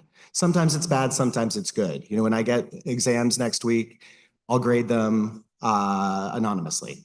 All of my colleagues do as well. We grade everything anonymously, except class participation, obviously. That's treating everyone the same, and it's wonderfully effective. I think other things. I think my view of equity, for example, is that not that everybody needs to come out the same, but that if there are racial differences or gender differences in how people are thriving in my classes, I at the very least need to be giving some hard thought to why that is so, and if there's anything I can be doing to make it less so. That's how I personally think of equity. And so your experimentation in what would work there is, to me at least, exactly what I would want. I want to leap in here on Brian's remarks about equity here. I'm an economist. The way I would think about this problem of having people in the classroom, some of whom are flourishing less than others, is not one of equity at all. My goal in the classroom is not to make everyone wind up with the same grade at the end of the day. Instead, it's to devote resources to where they'll be best used. And so if there's something I can do to help, if there's something that affects women in the classroom or some other identifiable group, then maybe I'll take steps to try to make that better. We've done that in my department by emphasizing it 15 years ago, the hiring of women faculty members, because we felt like PhD students would value having female mentors, for example. But that's a decision that's being made, in that case, by our department, for efficiency reasons, not equity reasons. We're trying to produce better outcomes for all of our students, not to try to produce equal outcomes. Thank you. Susan. Susan? Susan Mazer, also from UCSB. I want to know what you thought about what I think are 4 under the radar components of the wreckage that weren't mentioned. First, I want to say what Abby said. So the first under the radar component is the rise of the activist scholar and their adulation by many people on campus. I think it's going to be really hard to counter this wave because people who've been hired on this basis, from assistant to full professors in the last decade, their effects on university life are going to cascade for the next 40 years as their careers continue. And so I don't know how to mute that. The second component I wanted to raise is simply the suppression of discussion, or even raising the question, at least in my department, as to whether there are good versus bad ways to implement the motives of DEI. In my department, if you even raise a question, your loyalty to the DEI cause, the label of being an ally, is taken out from you immediately. The third component is the focus on protecting speech really what we're after? Is that it's necessary, but is it sufficient? In other words, we know that even young children are exquisitely skilled at punishing their peers for some infraction. Adults are champions of this skill, and moreover, they can cryptically hide their punishments by simply undermining their peers' promotions or simply their good ideas. It doesn't take active, overt punishment that everybody can see. All it takes is well, so what? Maybe her research isn't so great. And then finally, to refer back to something that Steve Brent said earlier, I think that part of the wreckage is this focus on practical research contributions of universities. And as Brian put it, our direct contributions to the population of California. That's high-minded, and I can see how that view would be really popular, but what I would argue is that a critical prerequisite for these material achievements of research is research that's totally unfettered by the likelihood of improving human welfare. Blue sky research, discovery research, however it's abbreviated. Susan, we have to stop in like 45 seconds. Okay, sorry. So, there are no institutions other than universities that provide a means and resources to discovery research. We're the astronauts of intellectual life trying to propel human intellectual achievements into new galaxies. I've never met an undergraduate who understood that, at least before they fell into my clutches. And I think that that is the message we also need to convey to the broader public. All right, I'm going to treat that as a comment rather than a question because we're out of time. Thanks, everyone. And Brian, I appreciate you bringing intellectual diversity to this panel. My pleasure. Thanks.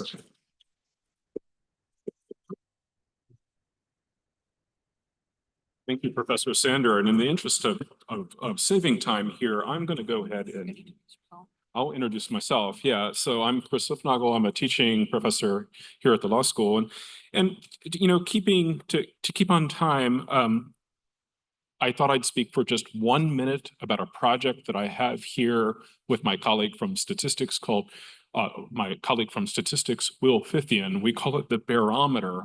This is a 1-question flash pulse survey of Berkeley Senate faculty. We copied it from MIT. I'm happy to talk about it more, but to motivate the conversation, let me show you this result from a recent barometer where 333 Senate faculty members described whether they are concerned about retaliation when they speak on campus. And the interesting finding here is this huge bump in external threat.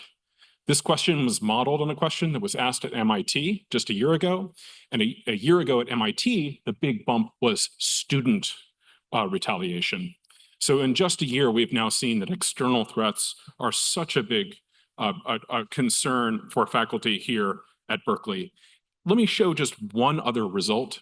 We recently asked faculty whether the criticisms of higher education were legitimate or not, and whether we should take action to address them. I won't describe the results. I'll just let you see them here. And meanwhile, I will introduce our panel. We have two panelists joining us via Zoom because they couldn't travel. Names you'll recognize. Tom Ginsberg serves as the Leo Spitz Professor of International Law and leads the Comparative Constitutions Project at the University of Chicago. He was also the inaugural faculty director of the University of Chicago Forum for Free Inquiry and Expression. That organization received a $100 million anonymous gift to promote free expression at Chicago, so maybe we'll ask him about that. Professor Ginsberg is a globally recognized authority on comparative and international law, and his research spans the field of constitutional design, democratic governance, and rule of law. Also joining us by Zoom is Jonathan Friedman. He is the Cy Sims Managing Director of U.S. Free Expression Program at Penn America, where he oversees research, advocacy, and programming focused on free expression in higher education. He's a nationally recognized voice on academic freedom, dissemination trends, and educational censorship. And finally, our colleague Sean Galmard, who's here in person. Professor Galmard is the Herman Royer Professor of Political Economy at UC Berkeley and the Executive Director of the Berkeley Liberty Initiative. He's also chair of the system-wide Senate Committee on Academic Freedom and the author of several influential books on political economy.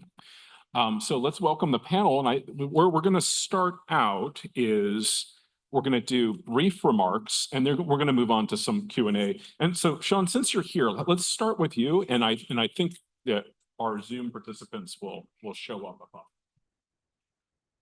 above. Thank you, Chris. Thanks for the introduction. Thank you, everyone, for being here. It's a pleasure to join you today.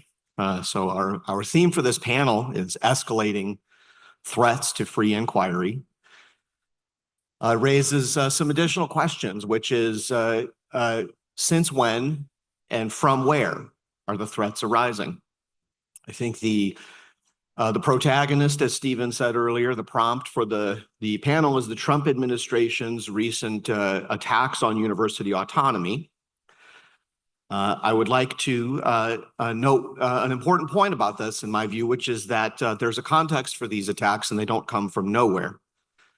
As we think about the Trump administration strategy, I see kind of two models that faculty use in our discussions of this. One of them is more comfortable for us. One of them is less comfortable for us. The more comfortable theory of the Trump administration's approach is that academia is a key institution of dissent in society and truth-telling and sense-making. And because Donald Trump wants to be an autocrat, he needs to destroy these institutions. We are attacked under this theory because of our virtues. In fact, given Trump's vices, the attacks are evidence of our virtues. This is a distillation of the theory, perhaps a too brief summary, but a prevalent account that I see among colleagues trying to make sense of what's happening. A less comfortable account of what's happening is that academia has already surrendered its reputation for impartiality, on which its political autonomy depends.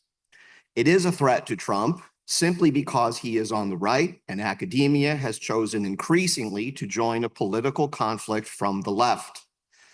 Some will say academia deserves what it gets. I wouldn't go this far, but when we join a fight, we should expect to fight back. Relevant to adjudicating between these theories is that exactly as American political parties have increased to historically unforeseen levels of polarization, academia has tracked increasingly towards just one of these parties. As the parties pull further apart, academia drifts further towards one camp. As evidence of this, as I would cite well-known evidence on the political leanings of faculty, which have always been further left than American society, but very much increasingly so and dramatically in recent years. Is this a coincidence? Is it a result of, as I've actually heard colleagues say sometimes, only I think half in jest, that reality has a left-wing bias? Or is it a product of self-reinforcing ideological consensus among the highly educated? There's probably some of both, but we can't look at major scholarly literatures that happen to support progressive causes, despite very weak empirical evidence. The overuse, for example, of the concept of stereotype threat to delegitimize all use of standardized testing, or health equity research on the racial concordance of physicians and infant mortality. We can't look at selective demands for rigor that we encounter across social science that is correlated with the ideology of the speaker and seriously defend the claim that all of the prevalence we see from the ideological left in academia is simply because we find truths that are uncomfortable for the right. So my second point that I'd like to make very briefly is then how do we move forward from here? That's our context, and those are our competing theories of what's happening. How do we move forward? Moving forward requires understanding an objective, which is, as I understand it, a shared one is university autonomy. It's probably not a coincidence that university autonomy at the American university developed during the longest period of low polarization among political parties in American history. That was decades of unprecedentedly low polarization in the post-war era. Securing our autonomy going forward will involve short-term and long-term strategies. We hear a lot about the short-term strategies of legal resistance, Harvard's lawsuit against the Trump administration, mass mobilization that we see across campuses. But there's a long-term question I'd like us to think about as well, which stems from the fact that the university cannot be autonomous of the government if it is hostile to the party that holds the reins of power half the time. That is true whether we win the short-run legal fights or we lose them. If you take significant shares of your funding from the government, you are the government's agent. You can expect them to try to assert control over what you do. Retreating to the procedural defense of academic freedom, it's all okay because we are letting scholars be scholars, as we always have, will not convince anyone who's not already on our side. In my view, we will secure the autonomy of the university by reclaiming a reputation for free and open inquiry, regardless of the partisan political implications. We should do this not because the Trump administration is banging on the door, but because it is our core value. It is our self-concept, and it is the source of good we do in society. To reclaim that spirit, that culture of open inquiry, regardless of political implications, requires policies from the administration. It requires norms from us as faculty, but none of this will be enough. It also requires a new pipeline of scholars who select out or are enforced out of higher education today. We need to open that pool of scholars to change the set of ideas that are represented within our institution. When that happens, we will have a natural embrace of open inquiry, not because the administration demands it by policy, but because it's what we actually want to do. Thanks. I look forward to the discussion. Sure.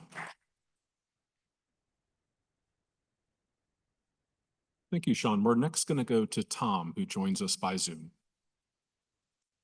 Thanks very much. Thanks for having me. I'm sorry I can't be there in person as someone with 3 degrees from the University of California, Berkeley. I'm a big fan, and there as often as I can be.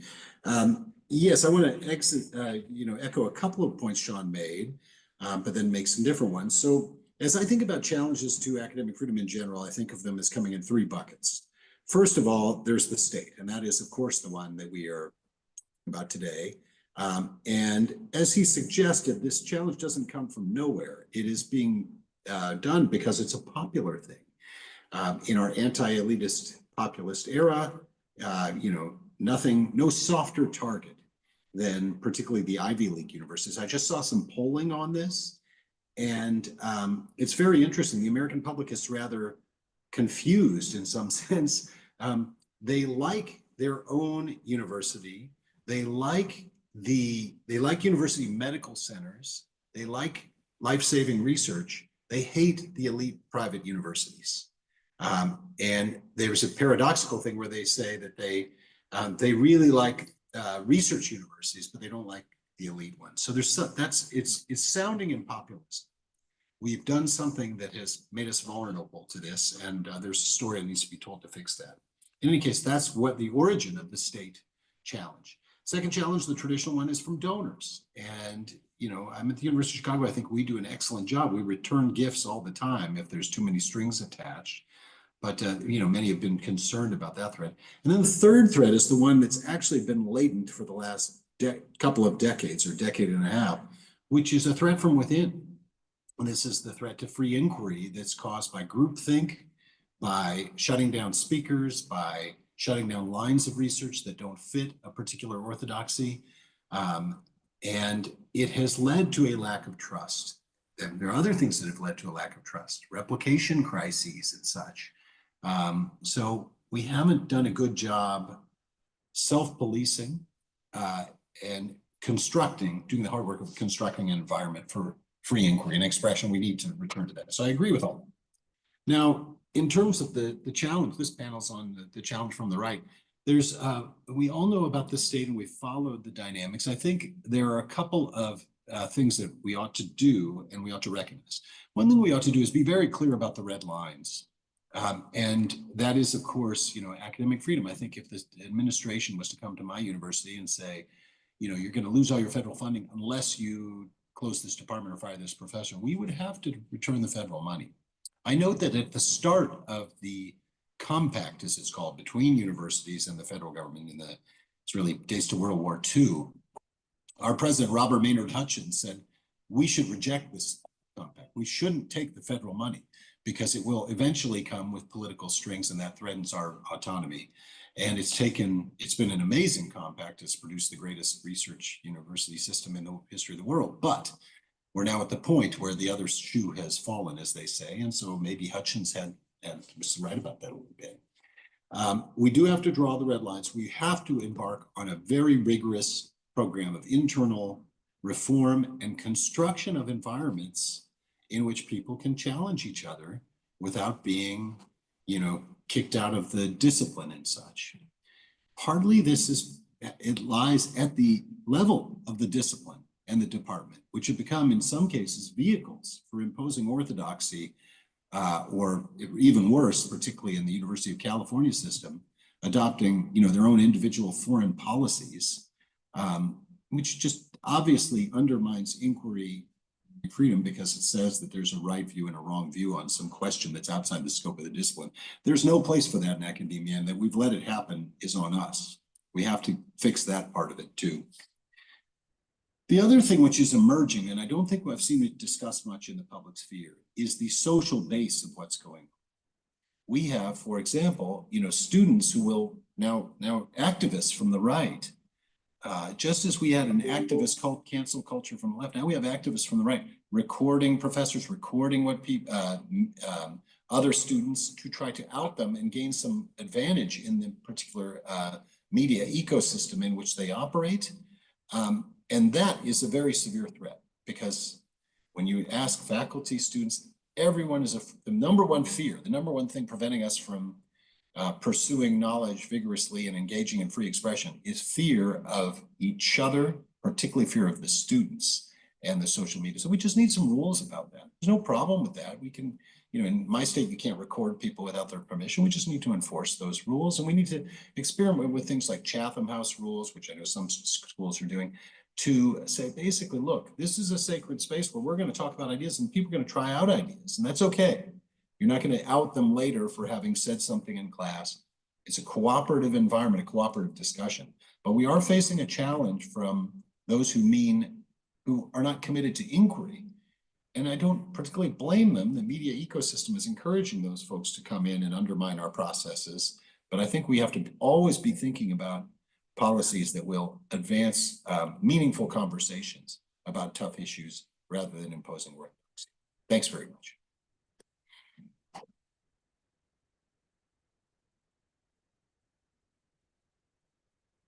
Thank you, Tom. And I believe we now have Jonathan Friedman on Zoom as well. Okay, there you are. Great. Welcome. And we're doing brief remarks and then we'll go into Q&A. Great. Well, I'm sorry that we had some Zoom complications, but I'm thrilled to be here. I'll just speak for a few minutes and then looking forward to some questions, so Q&A.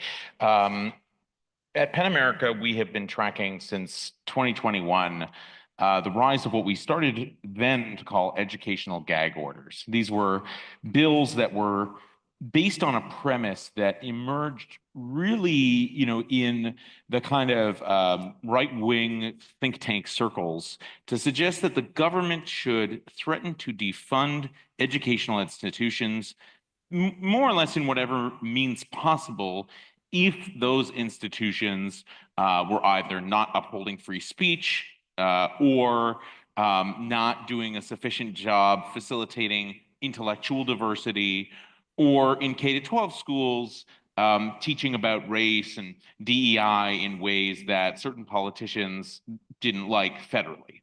Now, it's important to note that this isn't the first time that we have seen a rise of legislators and politicians generally positioning themselves as wanting to dictate from on high how people in educational institutions speak with one another, ask questions, probe areas of knowledge, or really teach about things like history. And in that sense, there is a great parallel between what we are seeing today that started a number of years ago and, you know, periods of American history, like, for example, when teaching Darwin and evolution was outlawed in a number of states, or during the McCarthy era when there were, you know, literal witch hunts into, you know, the affiliations of faculty and what they were teaching.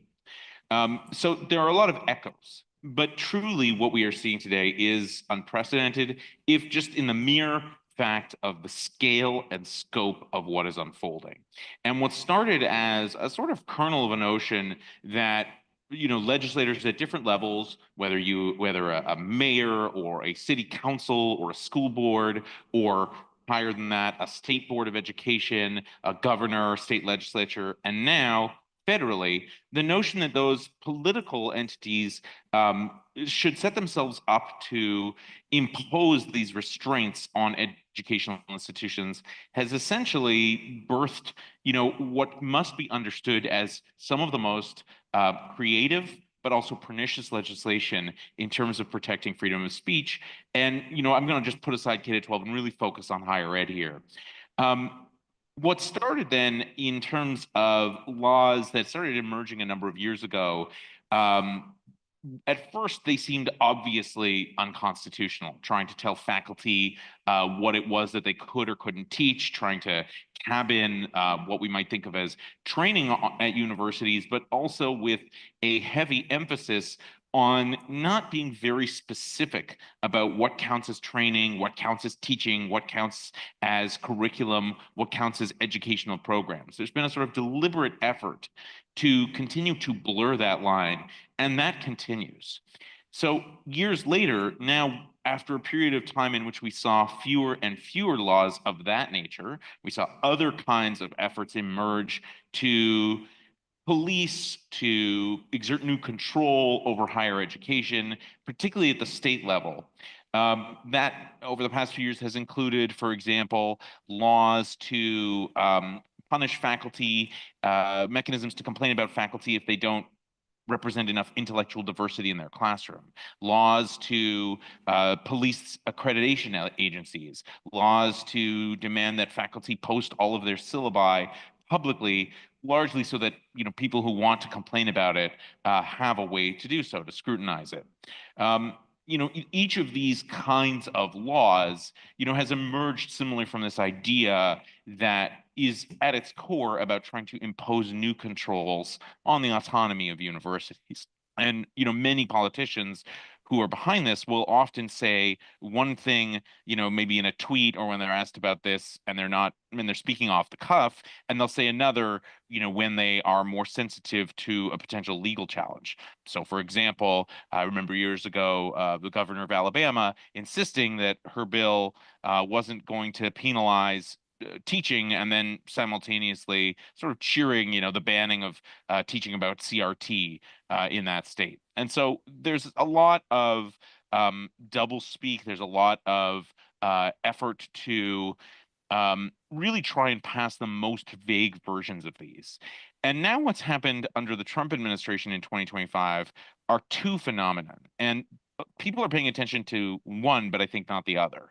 One is just the total porting over and continuing evolution of this language and of these proposals, which I think would have probably happened anyways, even without the federal government getting involved. That is to say, there has been a progression. Anybody paying attention will tell you, well, there was divisive concepts, then it was CRT, sometimes it's DEI, or other times it's gender ideology. A lot of these laws have a set of different terms that they have adopted to try and, say what ought not to be permitted. And again, most of them are sort of oriented toward being as vague, intimidating, and menacing as possible, because when you have vague laws, obviously people are going to take a wide berth, as we are seeing happen in many university campuses. But the second phenomenon, especially in 2025, is that we've actually seen a return to some of the most vague and pernicious forms of this legislation in a few states. So many people have not caught that Mississippi and Wyoming, for example, have both passed new laws this year that return to some of the earlier hallmarks of this legislation of a few years ago, in that it's legislation that just in a blanket way applies to public institutions or K-12 and college without K-12 and higher ed without distinguishing between the two. And so, although we haven't seen that exactly at the federal level, certainly some of the educational, some of the executive orders, are getting at that. They're hinting at that. On top of this, we also have seen not only obviously the efforts by the federal government to try to use whatever mechanisms are available to it, for example, through OCR and through threats to Harvard and Columbia. We've seen them also try and police, what is acceptable as an academic department, what in the letter to Harvard, there's an emphasis on viewpoint diversity and, having the federal government tell Harvard how it ought to set up governance of students and faculty inside the university. And that's incredibly unprecedented. So we've seen this sort of just flourishing of a lot of different kinds of creative ideas. I think what's important for people who lead universities to understand is that the vast majority of this is unconstitutional, is obviously an effort to control what we speak, read, think, share. You don't have to be doing something as blatant as banning a whole bunch of books from the U.S. Naval Academy to recognize that there is this effort that has been growing momentum from it from the federal government. But what we also have to be alert to is a new mandate around patriotic education, which suggests that any institution, library, museum, school, university that receives public funds, will have new diktats placed on it in terms of how it approaches the topics of American history and what kinds of attitudes it will allow to be promoted. And when we think about, the university and what it is supposed to represent, that's clearly at odds with one another. I think also we have to recognize and look inwardly and say that the best response to this moment, of course, there's going to be legal challenges. Of course, there's going to be efforts to, fight against what is clearly a wave of censorship from the government. But there is also a degree of soul searching and practical necessity that I think isn't addressed enough in higher ed. And this has been something that we at Penn America have done a lot of work on for many years, trying to work with stakeholders, campus leaders, faculty to improve the climate for free speech. Because while I do think some of the stories and anecdotes have been weaponized, in particular, something like viewpoint diversity, which is something that is laudable and should be promoted on higher ed, takes on a different meaning when it is weaponized into law and people are punished for it, because you can make that mean whatever you want. There's no way for someone to represent all viewpoints in all moments. And so it opens any of us who do work in academia to criticism, discipline, punishment, whatever. So I do think there is a degree of effort that can and ought to be made, just echoing Tom, to figure out how to do this better, to figure out, and I don't mean get us back to some, fake glorious past where truly everyone on campuses always had the same level or attitude toward free speech. I don't think it existed, but I, at the same time, retain a kind of aspirational hope that it is possible to educate students incoming about freedom of speech, possible to help faculty better mediate disputes, possible to help administrators better understand why it undermines free speech for everyone when you decide on the fly to cancel a speaker or override other people's speech rights. So that's the work that Penn America is doing, both trying to track and stand up to this moment, but also retain our focus on practical educational solutions that help people on campuses on the front lines. Thank you.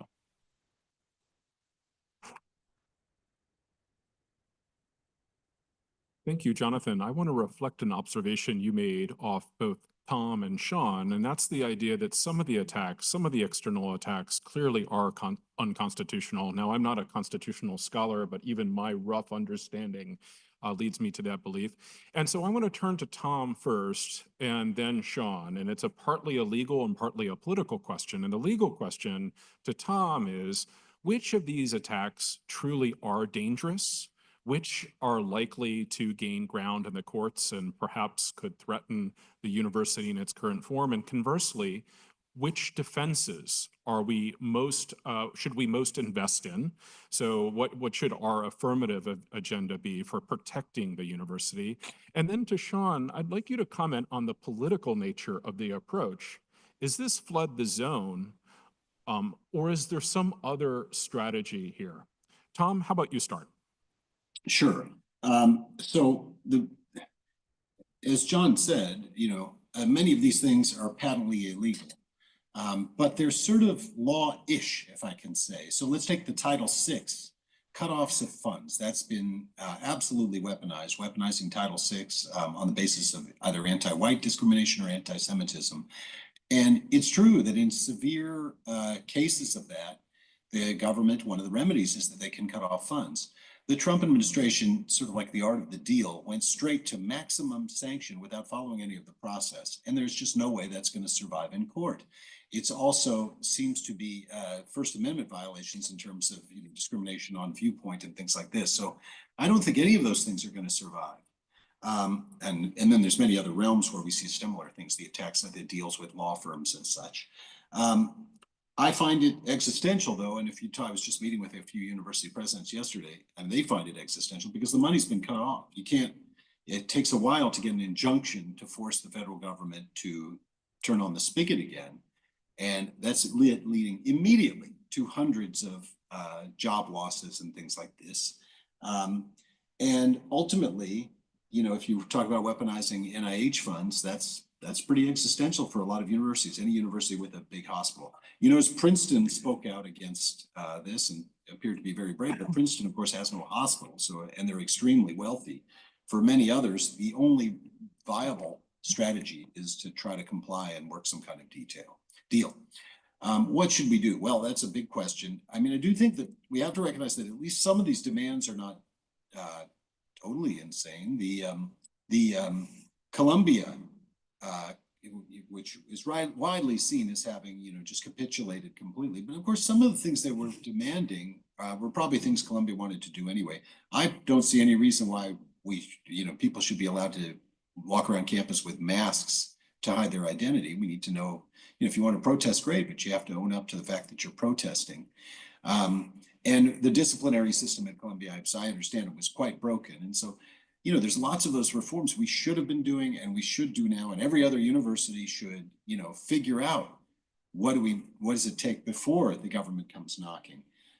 But at the end of the day, having given in to some government demands, as has been said very often, they're just going to keep coming and there's no peace to be bought. And that's why many people are very happy that Harvard, which received much more invasive set of demands, did decide to sue. They're in a position to do so. And there's no way any university could have given in to the demands that were made of Harvard, which was basically a government takeover of departments. So I was glad to see that, and we need to support them and hope that they win that suit. Let me press you there, Tom, a little bit. What do you think was underneath the Trump administration's strategy to give Harvard a demand that it could not meet and would have to be responded with litigation? It's interesting. I mean, there was some suggestion that the Trump administration said, like, oh, we didn't mean to send that letter, you know, as a draft, which was a way, but they didn't stop they didn't withdraw it. They just said it was a mistake. So I think probably this was an opening bid in a negotiation or something like that. And they were going to, and so I don't know that with anything the administration is doing, that it's all well thought out strategy. It's, you know, it's simply, you know, let's break some, it's an Elon Musk kind of approach. Let's break some stuff and see what sticks. And when we get pushback, we'll back off. And that is what's happening in some cases. And so I don't know that they thought that that set of demands would have triggered litigation. It certainly did. And now, you know, hey, great. From their point of view, that's these elite private East Coast universities resisting you, the people. You know, I think it's a political winner, but I don't think they necessarily planned that to work out this way. Sean, how do you see this? Well, you know, with the recent actions of the government, it seems clearly a divide and conquer strategy approaching the university. But we see in the broader scope an asymmetry of tactics of control between left and right, but not an asymmetry of objectives of control. They use different tactics because left and right have different relationships with the university. The right is attempting to assert control from outside of it. Part of the reason for that is because of how the left has taken a strategy of asserting control from inside of it. But that's the context that we're seeing here is no political partisan side has an embrace of a free inquiry with nonpartisan objectives. We have here this, you know, this just incredibly tempting target for any political project is this institution in society that disseminates knowledge. We said so, it's right in our mission. Okay, so it's to find and disseminate knowledge. If you can harness that to your political project, it's incredibly powerful. Every political partisan side wants to do that. They just have an asymmetry of the tactics of doing it. The reason why we have the meat cleaver, flamethrower approach from the right is because of the success of tactics used over a long period of time from the inside by the left. So it creates kind of a Hail Mary or kind of a position of desperation that the right is left to push from. And leads to kind of a sometimes chaotic result, and one that will actually be destructive of good things that the university does. When we academics push back on these things, we say, look at all these good things you're attacking. Yes, if they said to us, listen, give us the good things and take away the bad things, we would not give them an accurate list. They know it. And so that's why we're in the position we're in with a fairly chaotic politics. Let me pick up on one issue that Tom mentioned, and that's mass. Sean, could you speak to this and this issue on the Berkeley campus? We recently had a debate on this surrounding our resolution. On the mask side? On the mask, yeah, you know, ought we to take a step such as requiring no masks? Oh, masks, yes. Okay, yeah, masking. Yeah, so the California Assembly also imposed requirements as part of AB 8, which the University of California has been discussing for the entire academic year, which are almost identical to the mandates that the Trump administration has begun discussing, which is no masking for the purpose of concealing your identity. That's what they say. They specifically say for that purpose, if you need to wear a mask for some, for personal health reasons or something like that, it's explicitly, ruled out of the statement in the policy. Obviously, there's a problem of assessing what was the intention of a person wearing a mask. But I will simply note that that's not a right-coded or a right-wing approach. That's one that our own California Assembly gave to us as well. So if the campus law enforcement takes a wide berth in acknowledging there are many reasons why people might wear a mask, and the burden on them is high to show that it is for the purpose of concealing identity, then that's a return to a pre-COVID culture that seems to be widely shared. I'm going to turn to audience Q&A in just a second. So raise your hand if you have a question, but let me ask one last question to all three of you. Sean, I'd like you to start, and then we'll go to Jonathan. And it's picking back up on the recommendations of how to move forward. You recommended that we need to think more about heterodoxy in hiring, but every time I think about that, I can only see a kind of mirror image where we're now assessing people's political beliefs. How do we bring about more heterodoxy without engaging in some of the practices that we have labeled as problematic today?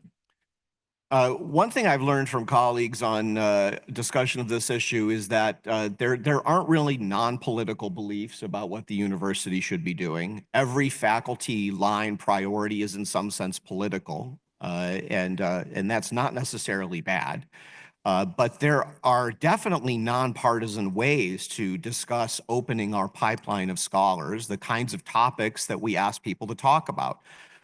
Can we have we have searches, faculty searches designed to study the position of different identity groups in society?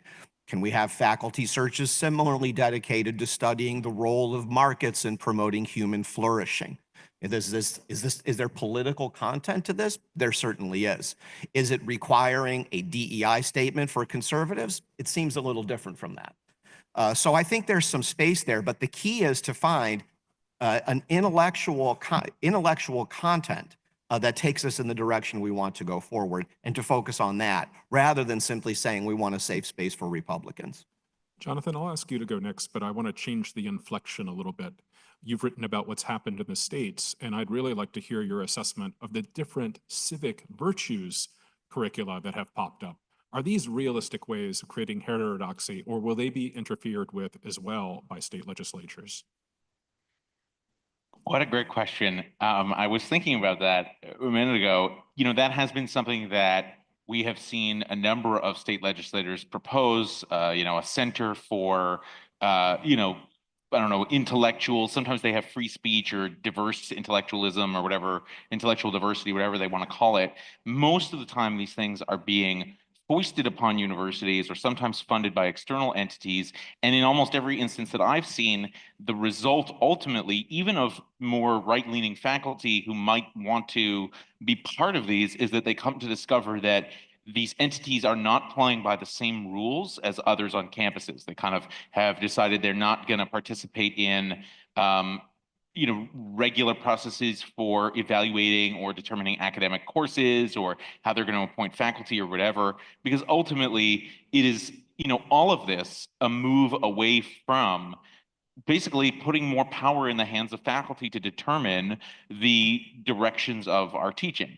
I really want to stress that there is absolutely no monopoly on trying to pass laws that impose new rules that constrict how faculty speak to the right. We have seen something similar in the left, even in California a few years ago with the California Community College Standards, which I believe were subsequently shot down because they were trying to impose sort of the diversity, equity teaching requirements on faculty as part of how they could be evaluated for promotion and tenure. But I also think it's really important that we recognize too, and for me, this is always what's so fascinating about all of this, that I've encountered the term heterodox twice in two very different political moments. And we're familiar with today, heterodox academy, the notion of heterodoxy sort of, gets accused as being a lot of times cover for other kinds of things that are being now pushed by more extreme legislators or by the right in general, an effort to, retake over the university. Turn back the clock 100 years ago and look up a social club in New York City called Heterodoxy. And what you will find is a group of radical, left, progressive women, LGBTQ before it was called that, who were getting together under the general banner across racial lines in the Greenwich Village to have debates and conversations representative of what we might generally call diversity or intellectual variety, or however we want to call it.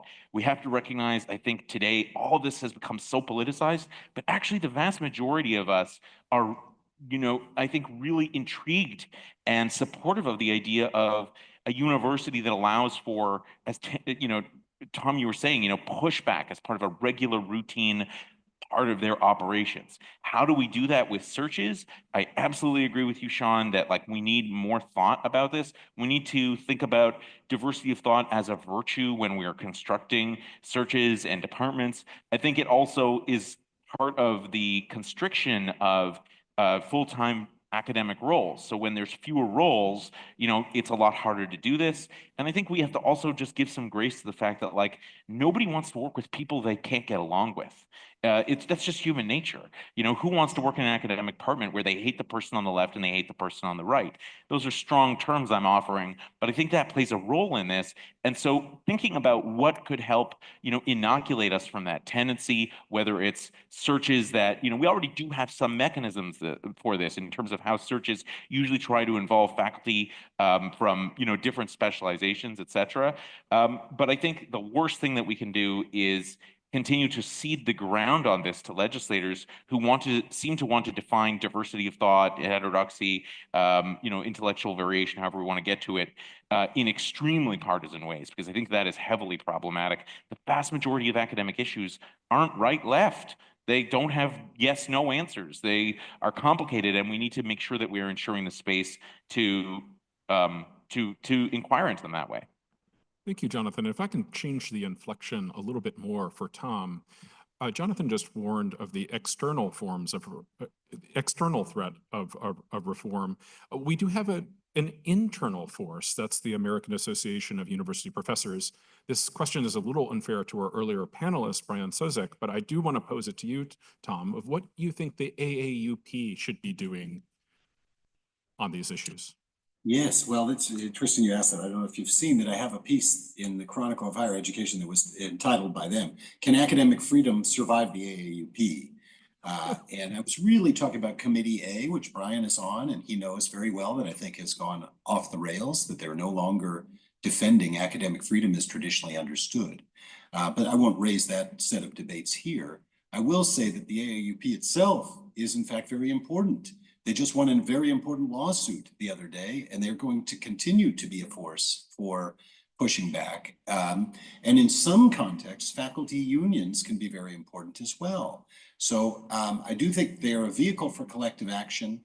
When the university won't speak up about issues like immigration, revocations of visas of our students, the AAUP is doing that, and that's extremely important because you can't have a university environment in which full First Amendment rights only apply to American citizens. That's a disaster. So I'm actually quite supportive of some of the things the AAUP is doing, and I think but they need to get back on the page of what academic freedom is. They've gone off the rails there.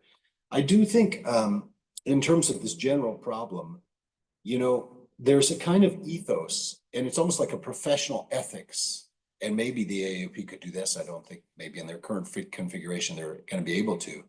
But professional ethics are what, in my study of comparative authoritarianism, which is what I work on, is often a very critical locus of survival and institutional resilience. Professional ethics are really important in academia. One of our ethics, one of our demands of our roles is to have some epistemic humility. We don't know what we don't know. And we should always remember that. And by the way, it's a very easy time to talk about that because everyone in the room has been through COVID and remembers washing your milk carton so you wouldn't get COVID. Now, I'm not saying we shouldn't have done that, but the point is we were deeply uncertain And so we engaged in this behavior, which we now know did absolutely nothing.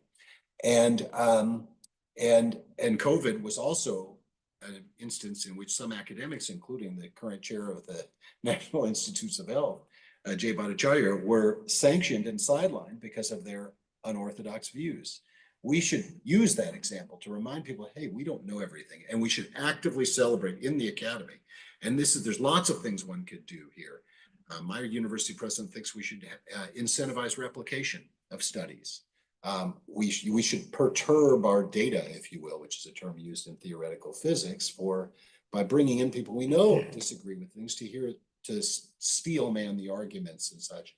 There's many things we can do if we adopt that as a central element to the mission. That's one thing we're trying to do at this forum on free expression that I'm running here at Chicago.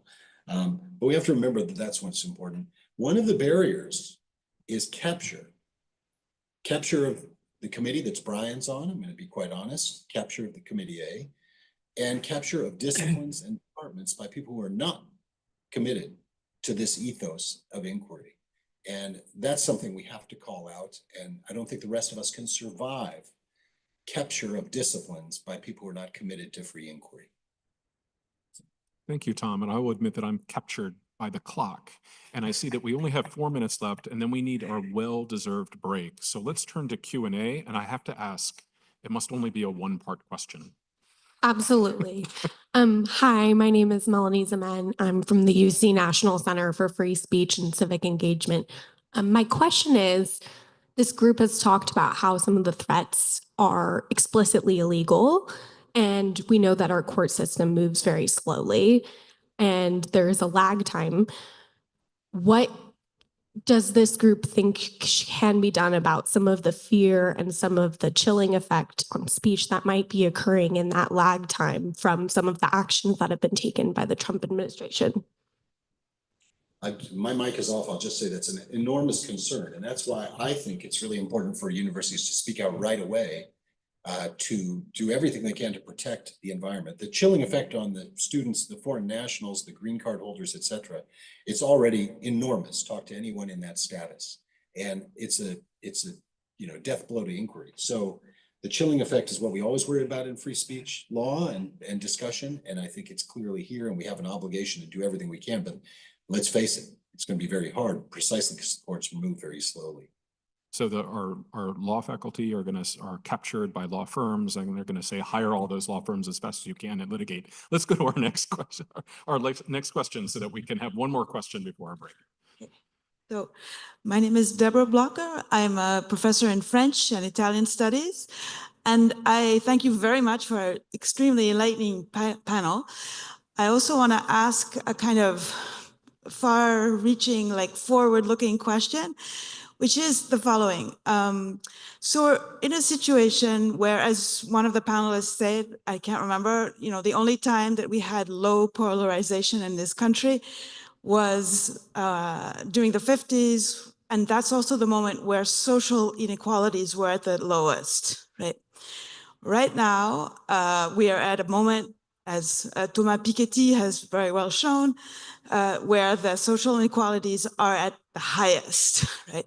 And so we have polarization, and we have problems of free speech, right? Because when we had low polarization, it was easy to have free speech, but now we have high polarization, and it's hard to have free speech.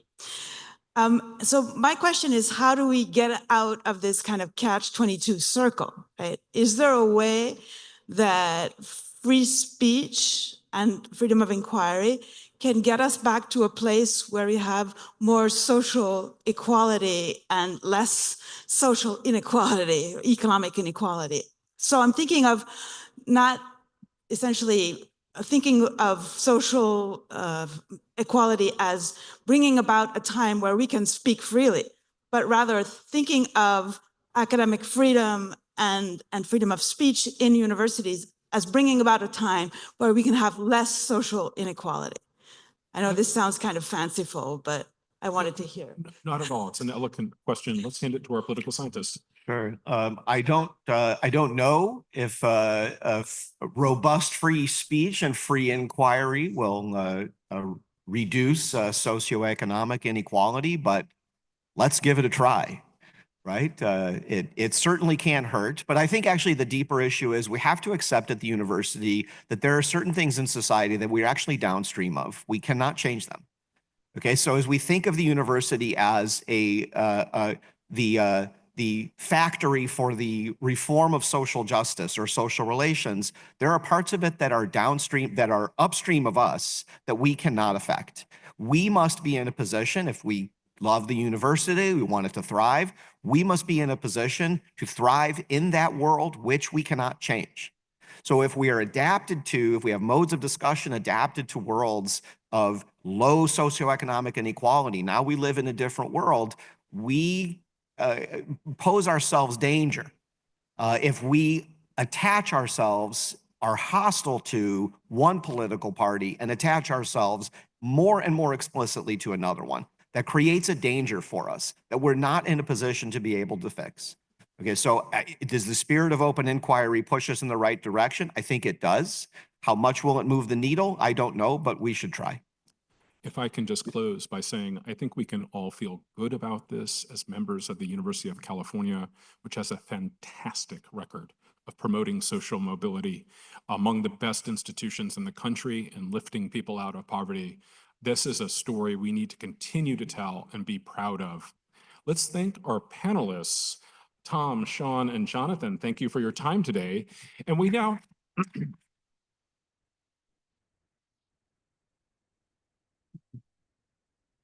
have a 15-minute break, well-deserved break. See you at 11:15.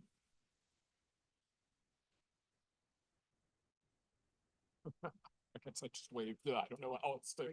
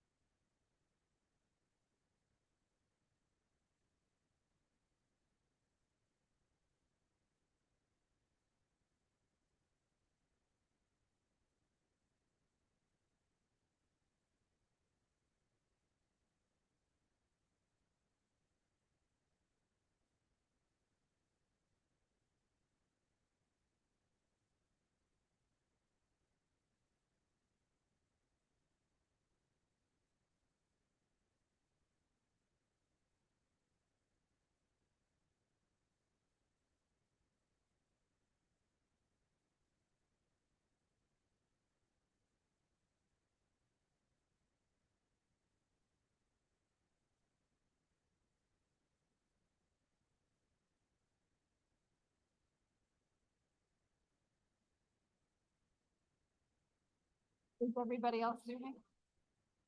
Okay.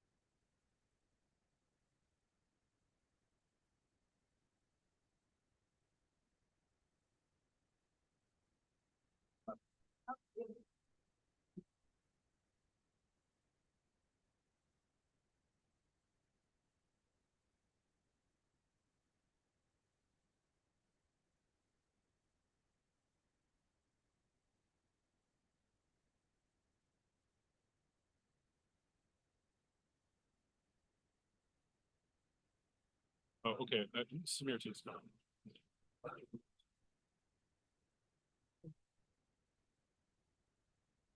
Edge there. And I have time cards. I'll be waving them at you. In this. Yeah, I'll take it. Oh, I can take it. Is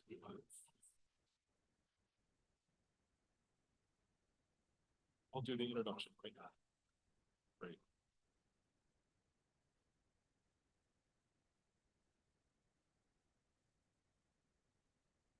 Good morning, and allow me to call us back to order. It's 11:15.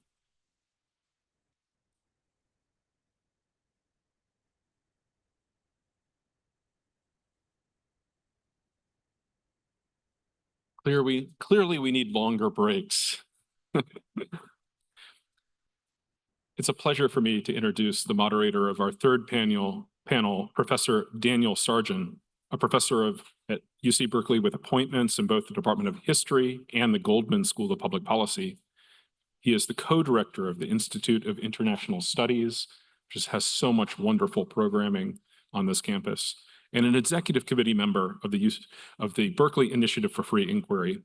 His research focuses on U.S. foreign relations, the history of international order, and the evolution of American global leadership since World War II. He earned his BA from Cambridge and his MA and PhD in history from Harvard. Welcome, Professor Sargent. Thank you, Chris. Thought I'd just start out this panel with a personal anecdote.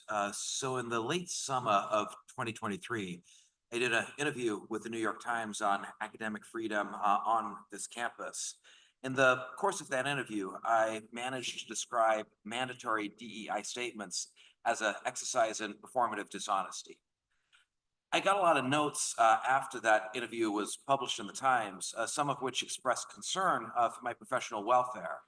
And I can report now that in the subsequent academic year, I was elected by my faculty colleagues to serve on the Divisional Council of the Academic Senate for Berkeley, which suggests either that my colleagues have more tolerance for intellectual heterodoxy than I had assumed, or a really exquisite aptitude for coercion and punishment. But it's my great pleasure to be able to introduce our final panel, which is tasked with moving from diagnosis towards prognosis and even prescription. How can universities regain public legitimacy, navigate our entrenched partisan polarization, and reassert their core values in the public sphere?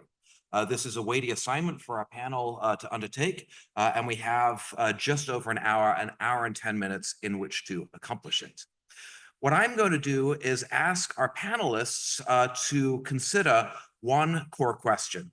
Why is trust in universities broken, and how can we restore it?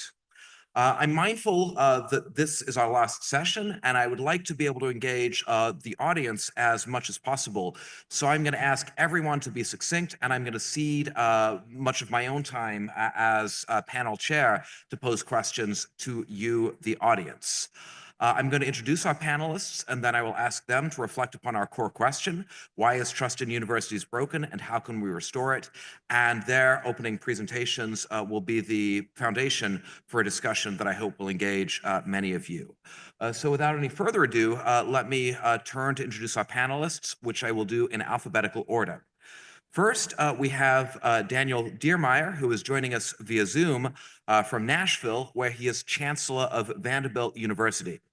A prominent advocate for open discourse and free expression in higher education, he has formerly held faculty and leadership roles at Stanford's Graduate School of Business, at Northwestern's Kellogg School of Business, and the University of Chicago's Harris School. He's a member of the American Academy of Arts and Sciences and of the Guggenheim Foundation.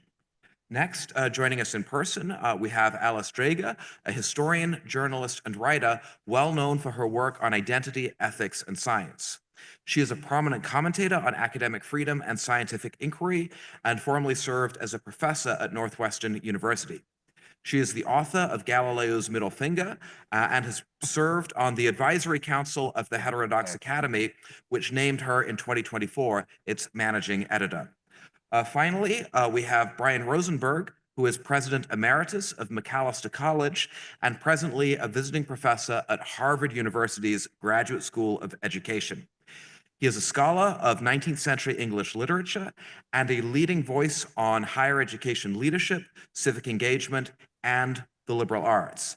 His recent work has directly explored the question of how colleges can navigate political polarization and adapt to challenges of institutional change. I'm going to ask our participants to contribute in alphabetical order, the sequence in which I have introduced them. Then we will build this into a conversation. Chancellor Diermeyer, over to you. Well, thank you very much. Thanks, Daniel, for the kind introduction. And I'm sorry I can't be there in person. I hope you can see me okay and hear me okay. I'm going to give you a little bit of report from the battle lines here, because obviously this is the most profound and most threatening situation where universities have found themselves in a long, long time, certainly in my lifetime. And obviously there are many battlegrounds on that. We have everything from lawsuits, we have executive orders, we have severe threats with respect to funding cuts, doubts about the future of NIN and NIH and NSF funding, the endowment tax, all of that. And while we need to fight these fires one fire at a time, I think it's very important for us to understand, what is really the root cause of this, what's going on here. And what is, setting aside all the politics of the Trump administration and how that works, we have seen an erosion of trust in America's universities really for a decade now, with catastrophic numbers in the last couple of years. So we've seen, if you think about this as public approval rating measured in a whole array of different ways by different polls, they have been declining across the board, both by Democrats and by Republicans. The drop in trust in public support among Republicans is catastrophic. It's basically now 25 to 30%, depending on how you count, of Republicans have basically a positive point of view about America's great universities. It's very, very difficult, even if we're able to deal with the various threats and challenges that are happening right now, to maintain the long-term future of America's great universities. And I'm speaking particularly about the great research universities of this country, if we're losing half the population. So what are the core concerns or core drivers of that? They're not the same, but there are also things that are the same. So from the left, the main concern is really about inequality. So to somewhat say it maybe a little bit more pointed than it deserves, but people from the left look at university as inequality machines, that they are basically perpetuating inequality through a whole variety of mechanisms.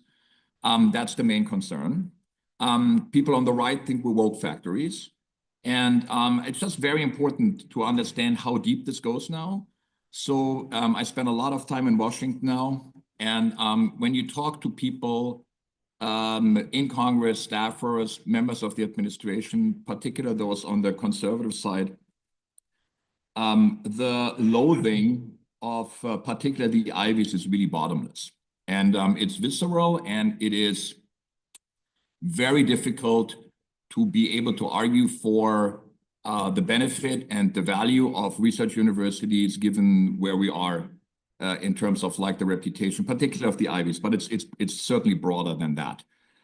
Then everybody believes that we're unaffordable. That's certainly true for private universities, and that we're not well run, so that we're inefficient and waste money. That's pretty universal. My sense is that the issue on inequality is largely overblown. It's more like a perception problem than reality. I know I'm in the minority on that, but I'm happy to go there. And just to give an example, the level of financial aid that we, for example, are providing is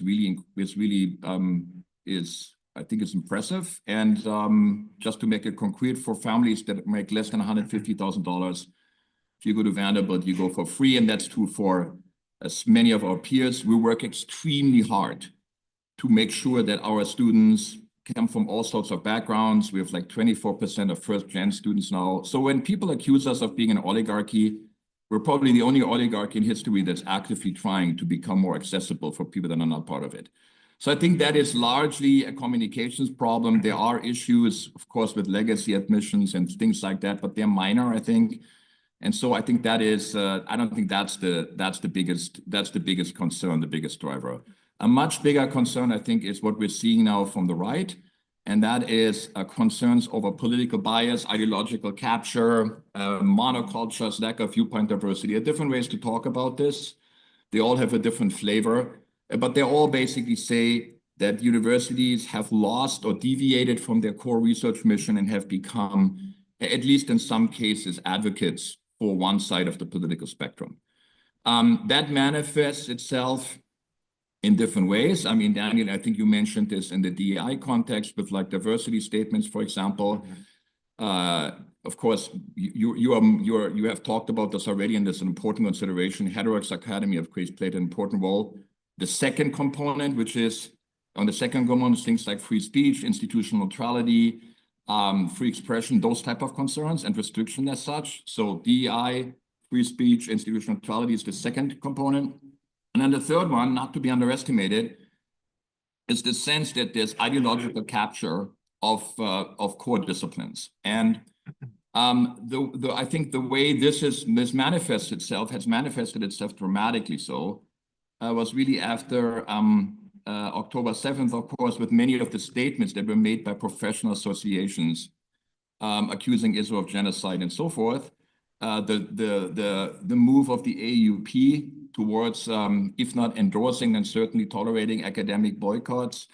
And then there's just kind of the anecdotal experience that I and many others have. I've had a little bit of a kind of more public role on that. And so people walk over to me now at conferences and events. They're not academics, but they're parents. And they say, look, my daughter wanted to study history, was really looking forward to that. And then she's looking at the level of course catalog, and it's basically the only flavor available is to talk about a view of American history as deeply rooted as a racist enterprise from its beginning. And I'm just like stunned by this. So you hear similar things about other disciplines, but the reason why this is important is that the perception that these people have, and the way they express it, is that we have an intellectual homogeneity there. We've lost our way, that we've become more politicized.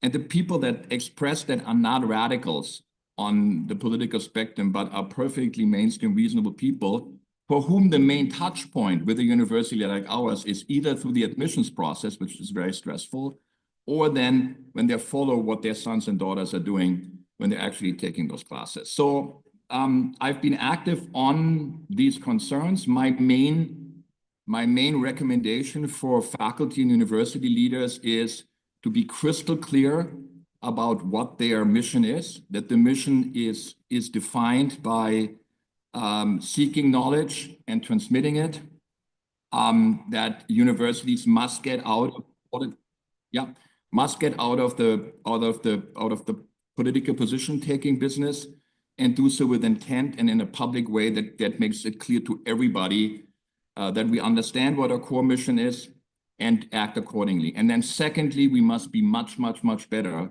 to demonstrate the value of our research to the American public. That's largely a communication problem, and I'm happy to go into the details on that as well.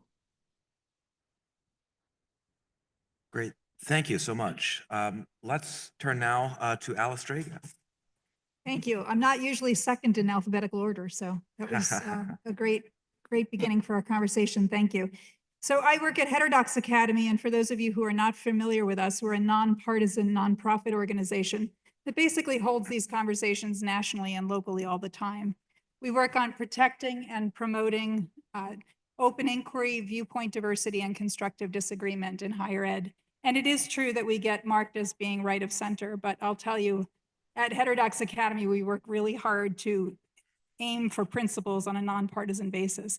I'm somebody who's easily identified as left of center, and there's a reason I work there, which is I passionately believe in the mission that we have. And I hope a lot of you will choose to join us. Membership is free, and it comes with a lot of benefits. So as we think about this problem, I'm coming at it partly as a former academic, partly as somebody who worked on cancel culture, documenting what happened to people who were canceled.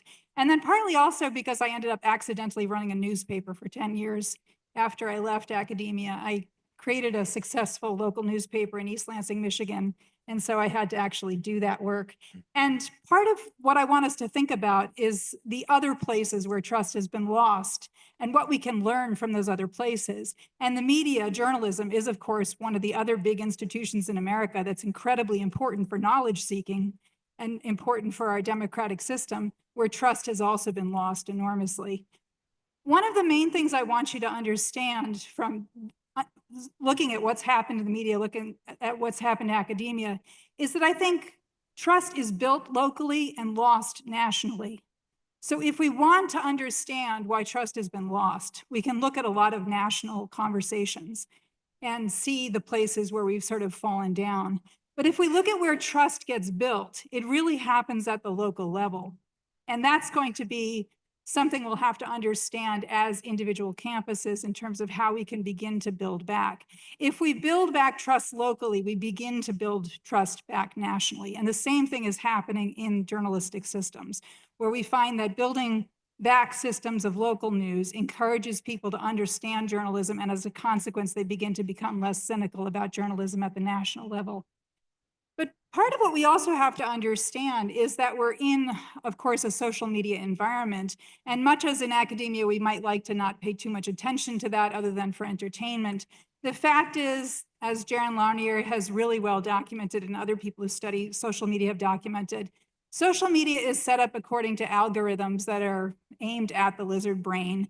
And basically what will keep you engaged, which is the main goal of social media because engagement equals money, what will keep you engaged is things that make you upset, things that make you anxious, and things that make you angry.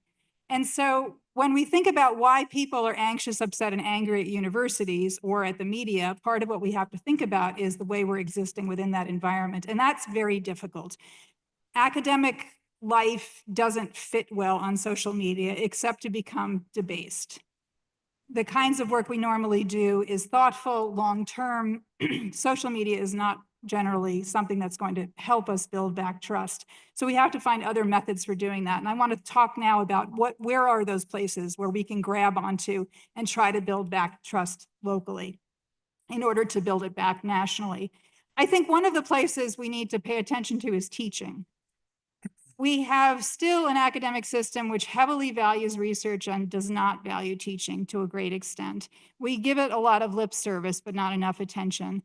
Nicole Barbera-Samofsky, who is our Director of Communications at Heterodox Academy, has a piece coming out in the next issue of Inquisitive Magazine, which I edit for Heterodox Academy, talking about bans on classrooms and why they're so bad, where ideas are being banned from classrooms. But she makes the really important point that if we want to fight back against idea bans in classrooms, we have to take teaching seriously as a profession. And we don't do that. I got no training in my career as a graduate student, nor did most of you in teaching, even though most of us were expected to go on and have teaching careers.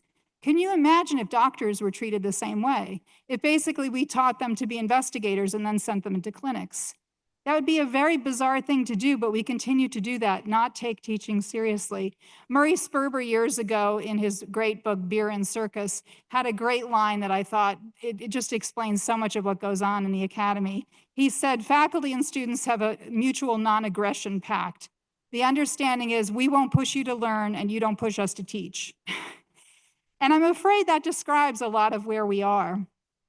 Another place we can really push, I think, is on the issue of class. The fourth issue of Inquisitive will actually be on class. So I'm currently reading the new book by Richard Kallenberg, Class Matters, The Fight to Get Beyond Race Preferences, Reduce Inequality, and Build Real Diversity at American Colleges. And I think if we're going to start to grapple with the problem of the people who really think universities are terrible places, we have to face the fact that that's a lot of working class people, that a lot of the people who support Trump's policies are people who have been excluded from university systems. Kallenberg really maps out really data-based smart ways that we can begin to actually address the problem of lower income folks not being, getting access to universities and colleges. And I can't go into depth on that because of lack of time. Related to that, I think we have to begin to address the crisis of young men. We have a national problem, it's actually an international problem, where young men are being diverted away from successful lives, where they're not making it to college, and we know what effect that has on their economic futures and on their well-being. And so we need to begin to address that. And in Michigan, actually, Governor Gretchen Whitmer has a new initiative to try to get more men into colleges and try to get gender equity in the colleges so that we don't have a situation where 60% of undergraduates are women and 40% are men. Also trying to get them into the trades for the same reason, to get into successful careers. I don't know how to do this in a situation where we're told we're not supposed to talk about gender. I think we should talk about gender, and we have to talk about the crisis of young men. Additionally, I think we have to, as many speakers here have mentioned, take seriously the issue of outreach. Evan Morris, who's a HXA member at Yale University, sent me a piece he's working on where he talked about it's time to change the dictum from publish or perish to public or perish, that we have to be public in the work that we're doing. And Mark McNeely, another HXA member at UNC Chapel Hill in the business school, sent a great list of the kinds of reforms we can do internal to our universities to begin to build back trust. And obviously talking about those will help with that. It's things you would expect: affirming free expression and academic freedom, protecting against identity-based harassment, having a commitment to viewpoint diversity that's meaningful and actually trying to get diverse viewpoints into the academy, promoting constructive dialogue and civil discourse, adopting policies of institutional neutrality so that universities don't speak on political issues except when it's directly tied to their missions, reinforcing due process and fair procedures and things like Title IX. The other context I think we have to recognize, thank you, is the context of nihilism. We're at a point in our history where the problem of trying to explain to people why it's important that there are people seeking the truth is a problem where people don't even believe truth is attainable, where truth is not a real thing. In the situation where you have deep fakes, people become understandably of the opinion that truth is not really something that is real or attainable. So that's where humility can help us. But I think in our outreach, we really need to begin to get to a basic thing, which is epistemology. We need to actually take epistemology to the streets and begin at a very basic level to explain to people how we ascertain knowledge, to try to combat the nihilism of the attitude that there is no knowledge to be sought and that nobody is any smarter than anybody else, any more knowledgeable. That's going to be a big project and will take, I think, all of us actually getting into places outside of our universities. I learned very much from doing the newspaper that I was working on that the only way to build local trust was actually to get out into and among the people. So we brought the newspaper to community centers. We went to bars and restaurants. We went to synagogues and the Islamic Center and religious organizations and actually talked with them about epistemology of journalism. How is it we know what we know? How do we figure out what we don't know? And how do we ascertain sources? And we educated an entire community on how journalism works. And what did they tell me? They started actually paying into national journalistic systems because they understood for the first time why reporting takes money. We have to explain to people why being a university takes money, why the search for knowledge requires resources like cash. And just on that point, I'll point you finally to one op-ed that I really kind of blew my mind in the New York Times by M. Gesson. It was a piece called "This is How the University Can Escape Trump's Trap If They Dare." And the argument that author was making was that the most radical thing we can do is actually just keep teaching and just keep researching, even if the money disappears. In other words, go out into the community and do teaching and do it in a humble, knowledgeable fashion so that we show people what teaching is, what education is, and what the search for knowledge is. And I think that idea is something that is really powerful. The idea that we sort of, if the universities are going to be undone, let's undo them ourselves and go back to the basics of showing people why the pursuit of knowledge is something that is so vitally important to human life. Thank you. Thank you.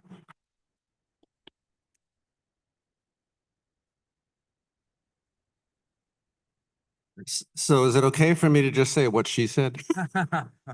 Thank you for that. Greetings from Cambridge, where all is peaceful and quiet. One of the challenges of speaking at the end of a session like this is it's hard to not repeat some of what other people have said. I'll try not to do too much of that.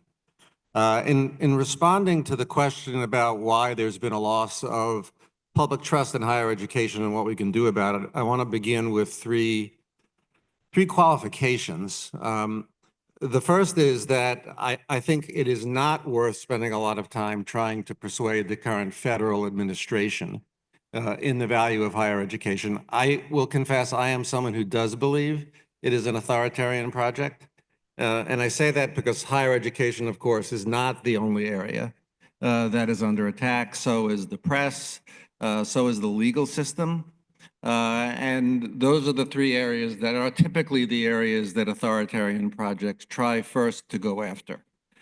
So I do think it is critical for us to regain public trust. I think we are fighting the wrong battle if we try to persuade the current federal administration in the value of what we're doing.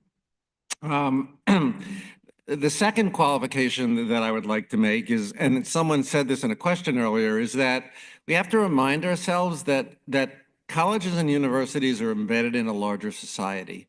And much of what we're seeing in higher education is a reflection of social and economic trends that go far beyond the university. And I would highlight in particular something that someone highlighted earlier, and that's growing economic and social inequality. You can track from about 1980 the growing divide in wealth in this country. And it is being concentrated in a smaller and smaller group of people. We've seen dramatic changes in the global economy that have changed the nature of work. And so the loss of faith in higher education is part of a larger loss of faith in institutions. We are not the only institution that has seen a dramatic decline in public trust. And we're not even the worst. So it is not to excuse us from responsibility. I think a lot of the responsibility does sit with us, but we do have to remember that there are larger factors here, social, economic, that over which we have very little control. And that makes our work a little bit more challenging. And I always feel like I have to say this at gatherings of this kind. I'm not going to embarrass people by asking for a show of hands.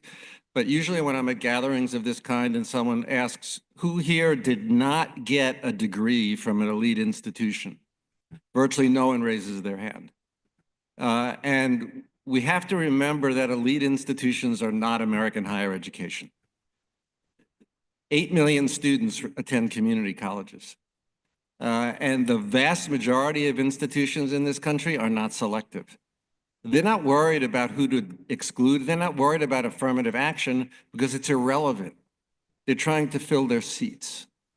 And so it's really, really important when we talk about public trust to distinguish between the elites and everybody else.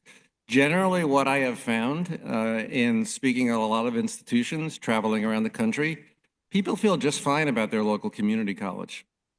The people in Alma, Michigan feel just fine about Alma College, the small liberal arts college in their town, because it's the largest employer.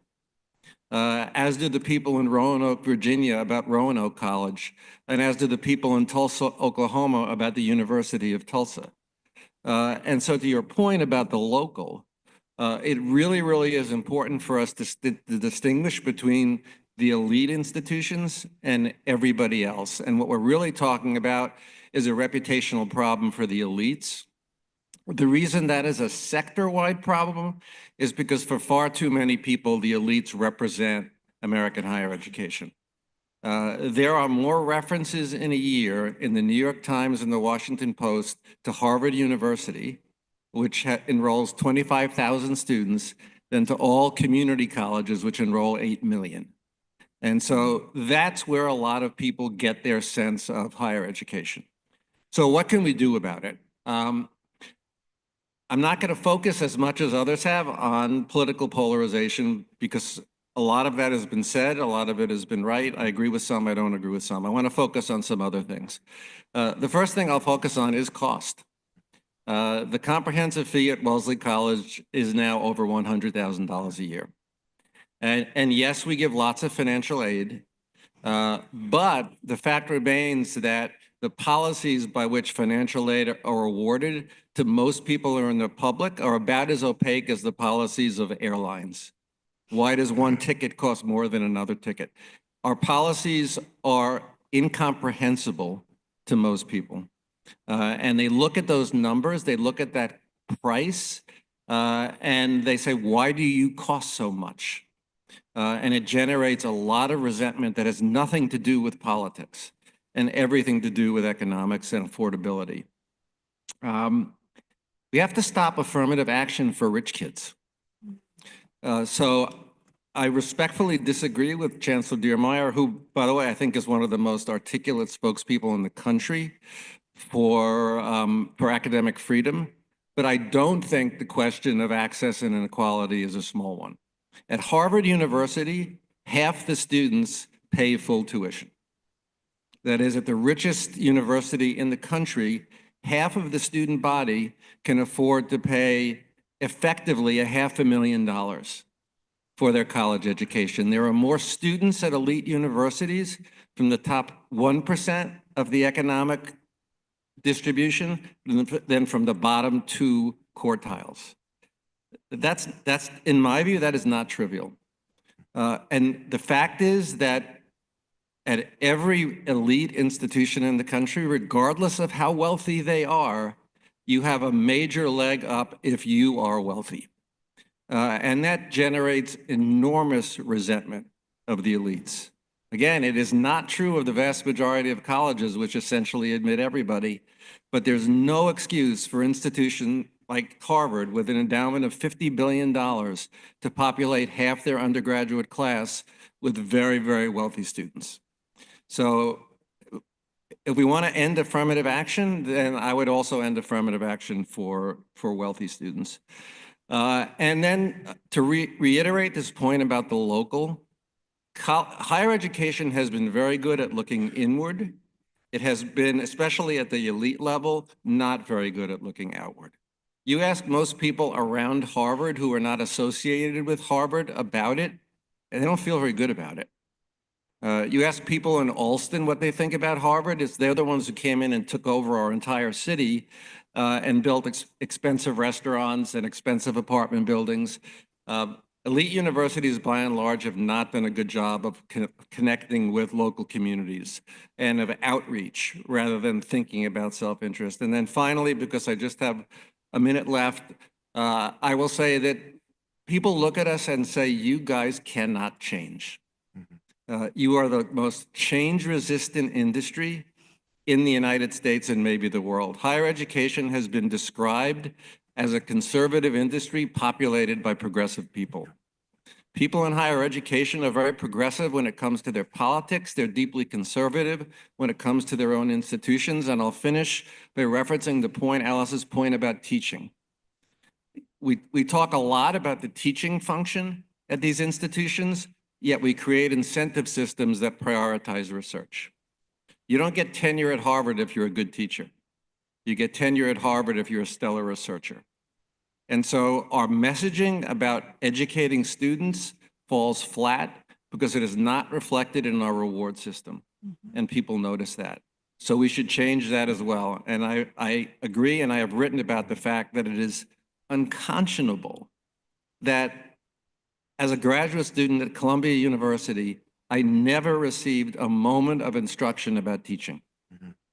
And that has been my profession. I spent the next 15 years as a teacher, and I was never trained. My wife is a clinical, just retired as a clinical physician. Could you imagine if she had never been trained in seeing patients?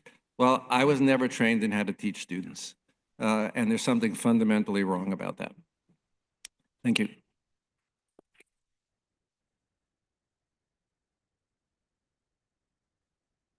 Great. I'd like to thank all three of our panelists for enormously provocative, interesting opening presentations.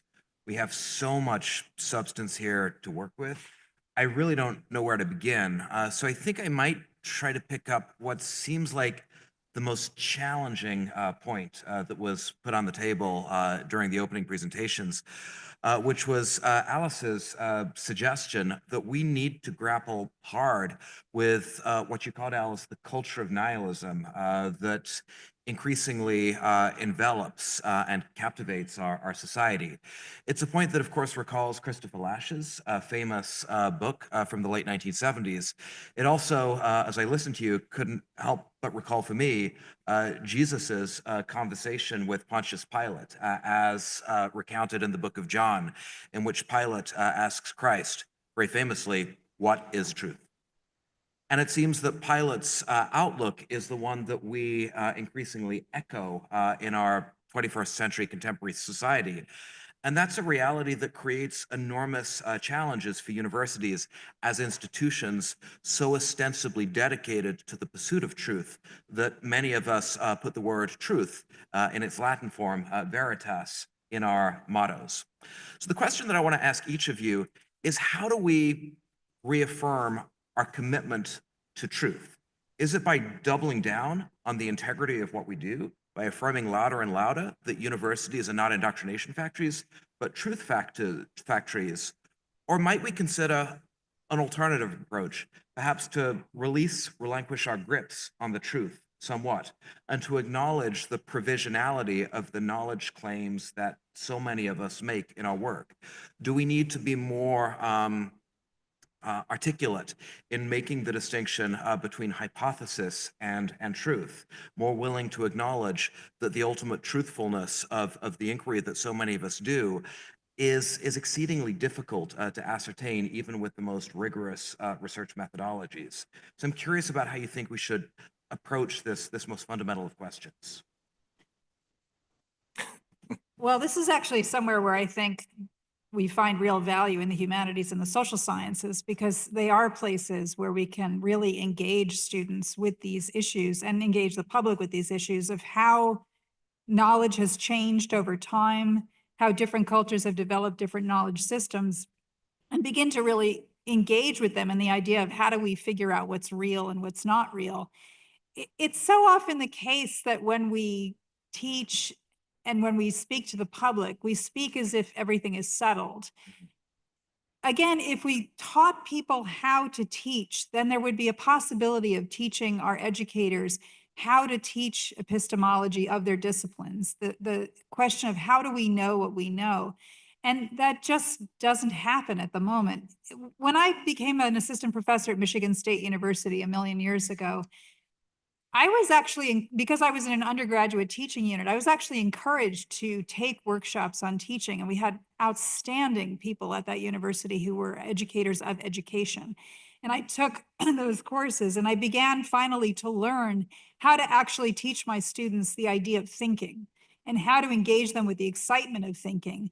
And, you know, shortly after taking that, I won seven years worth of students' favorite teacher of the year thing, best teacher of the year. And I think it was entirely because what I was doing was trying very hard to teach them how exciting their brains were, How often do we really do that? How often do we talk with our students instead of telling them what is the truth and what they need to reiterate to us on a test? How often do we engage them in the question of their minds and excite them about their minds? And the same thing with the public. I think it just doesn't happen. Yeah, it's such an interesting question. And this is another area, I think, where to some extent we have to look in the mirror. And I speak as someone who is, as a humanist, who has a PhD in English and went into the study of literature because I was interested in reading works of great importance. And as I moved through the early stages of my career, what I increasingly began to hear was things like everything's a text. There's no difference between reading Dickens and reading the phone book. They're both texts. And I've even seen articles that debate whether Trump's post-truth world is a kind of postmodernist world. And so I think to some extent we would really benefit by getting back to a world where we acknowledge that there were certain works of art, of literature, of music that represent the best that were produced by the best minds and hearts of their period and exposing students to that. I'm on the board of the Teagle Foundation. One of the programs that we have that has been most successful is a program in which we introduce students to transformative texts. And these are not students who are majoring in humanities. This originated at Columbia, at Purdue, and it operates under the belief that every student not just will benefit from, but every student actually, if sufficiently inspired, wants to encounter these texts. And so I really do think we need to return to the notion that, aesthetics matter and quality matters. And I think we have to acknowledge the fact that in the humanities, to some extent, we have given that up.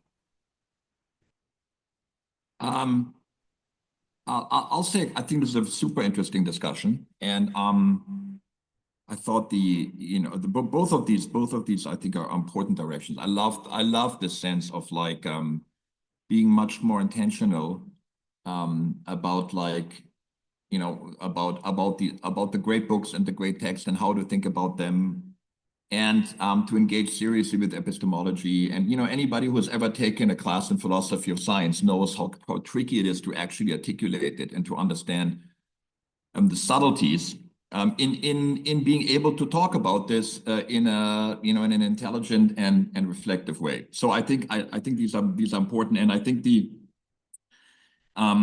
many of the things that were said before about these larger forces, whether it's social media that's undermining that or the challenges of inequality, I think what we should not forget with these bigger concerns is like we're in a dogfight right now. I mean, we're in a dogfight for the future of the research universities in this country. And we should with all the context that's important, I think should not forget what do we do now in order to have a fighting chance so that these phenomenal institutions that have grown over hundreds of years and are the greatest universities that the world has ever seen survive and thrive. And I think there are two key components on that. One component is that we must be able to articulate much simpler the great work that's happening at our universities. And look, if we have concerns over the teaching quality and access, that's all. I think these are good concerns. But let's not forget the phenomenal work that's happening in our labs and in our research facilities every day. The tremendous breakthroughs, scientific breakthroughs, clinical work, technological work, innovation that came out of universities, and all of that is at stake right now. So it's utterly critical that we're able to explain this to people in our communities. I love the term trust is built locally in lost nationalities, to elected representatives. It's not necessarily about convincing them that they were wrong, but it's letting them know about things that they just don't know or don't appreciate. How many of the core technologies that we're taking for granted had their origins in university, and how absolutely critical the universities are for any type of biomedical breakthrough that has happened over the last few years and will happen in the future. So I think that's number one. And then the second piece is, which talks a little bit about the epistemological questions, is we got to be scrupulously focused on our core mission. And that is about the creation of knowledge and its transmission. So it's about research and teaching. And any hint that we're deviating from that as an institution is really, I think has caused tremendous damage to the standing of universities in the last few years. So those are the two things I think we have to do. We have to be clearly articulate what our mission is, why it is beneficial for the public, and do this in a way that's easy to understand so that we don't get lost in the subtleties. We're all academics and we love subtleties and we love distinction, we love complexities, and we love big questions. But right now, the key is to be simple, to talk in a way that can be understood by everybody and connected to the type of concerns that everyday people have. That, I think, is the task of the moment. Can I just? Absolutely. Yeah, and one thing we can do in that regard is to engage the public with the question of what questions we should be researching. And we don't do this very often, which is frustrating. So my spouse is the dean of the medical school at Michigan State, and he has a program, a public health program in Flint, Michigan. And one of the things they've done there is have a community advisory board actually help articulate what questions the public health group will actually study in Flint. When you do that kind of work, people actually feel like you care about their lives. So we can say, you know, we've discovered this and we've developed this technology and all these kinds of things, and you'll see these things in your lives. But the more we can actually honestly engage the public in the question of what we should be doing, the more I think we will not be seen as elite and not be seen as separated and be part of the same community. I also think it's incredibly important as we go out there and talk about our work that we be honest that sometimes it doesn't lead to anything, that sometimes millions of dollars are spent futilely because we were trying to figure something out and it didn't work. When I talk about going out there and doing epistemology, I don't just mean we sell the things that worked. I mean, we actually have to be honest about how hard knowledge seeking is, so that people understand why universities are such special places. In the same way that if you educate them about the way journalism really works, they understand how incredibly difficult it is to bring a piece of investigative journalism that is accurate and compelling and didn't miss key important parts. That kind of transparency allows people to feel like they know how the world operates, and that gives them a sense of safety. And that's the kind of thing that I think we are lacking, is that sort of communication of the ways in which universities are safety nets for humankind. Great. As I mentioned at the beginning, I would like to cede the preponderance of my time as moderator to you, the audience. So please feel free to pose questions. But I'm just going to ask one more question to give you time to formulate your questions.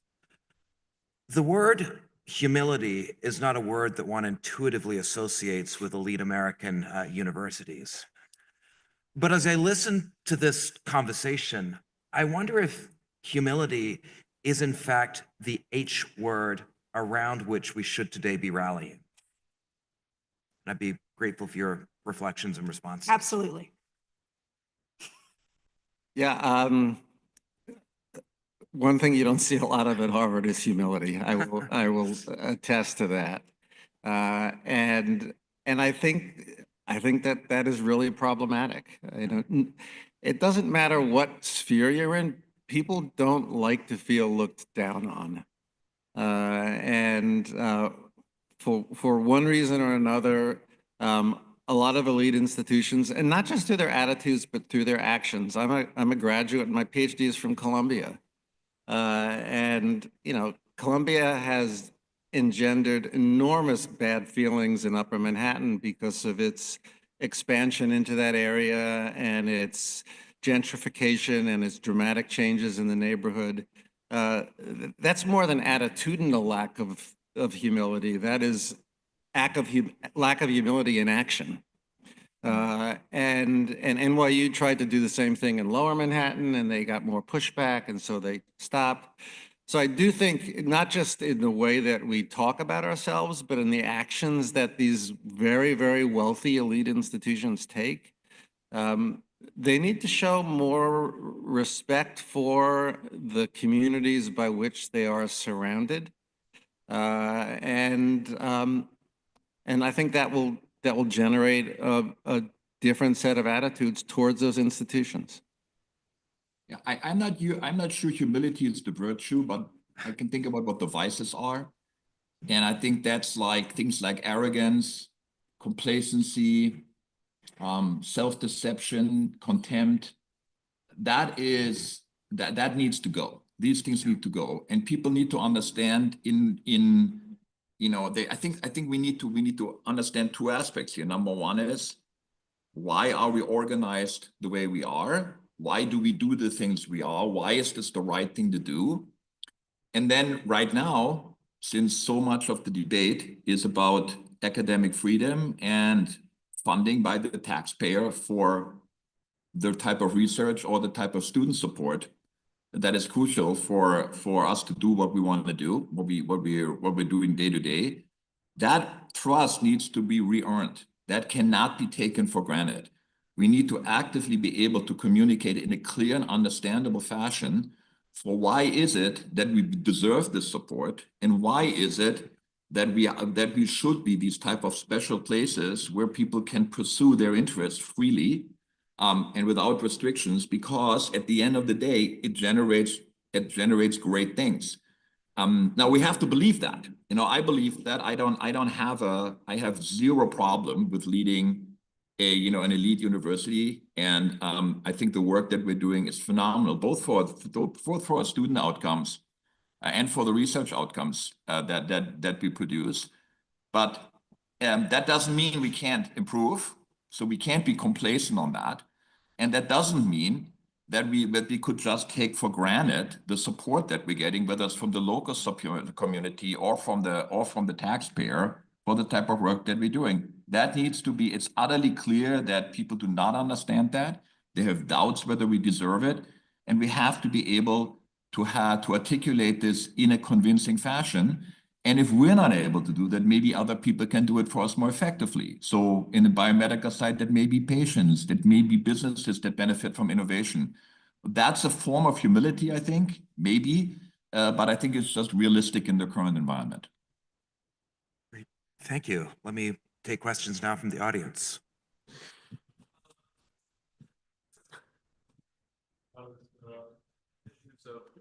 Research replicability and integrity in research. I'm wondering if the three of you or the four of you agree that that's a pretty important issue now, and what are 2 or 3 concrete steps that we could take to address those issues?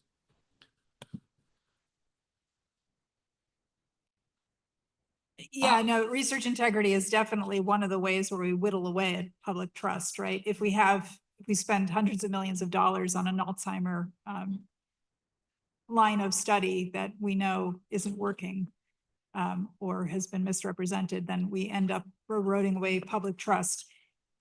But how you deal with that is obviously a difficult problem. I do think that one of the things we have to keep in mind as we talk about viewpoint diversity is that it's not as simple as correcting problems by adding conservative voices, although that is important.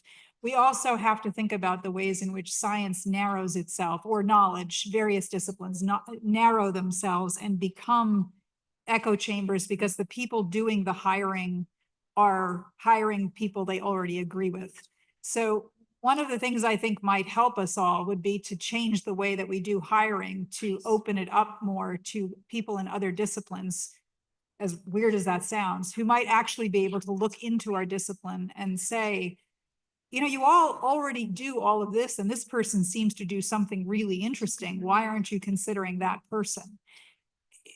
Our faculty hiring system is very strange, right? Basically, people who already agree with each other are hiring the next person. The odds of you hiring somebody that you tend to agree with will be pretty high.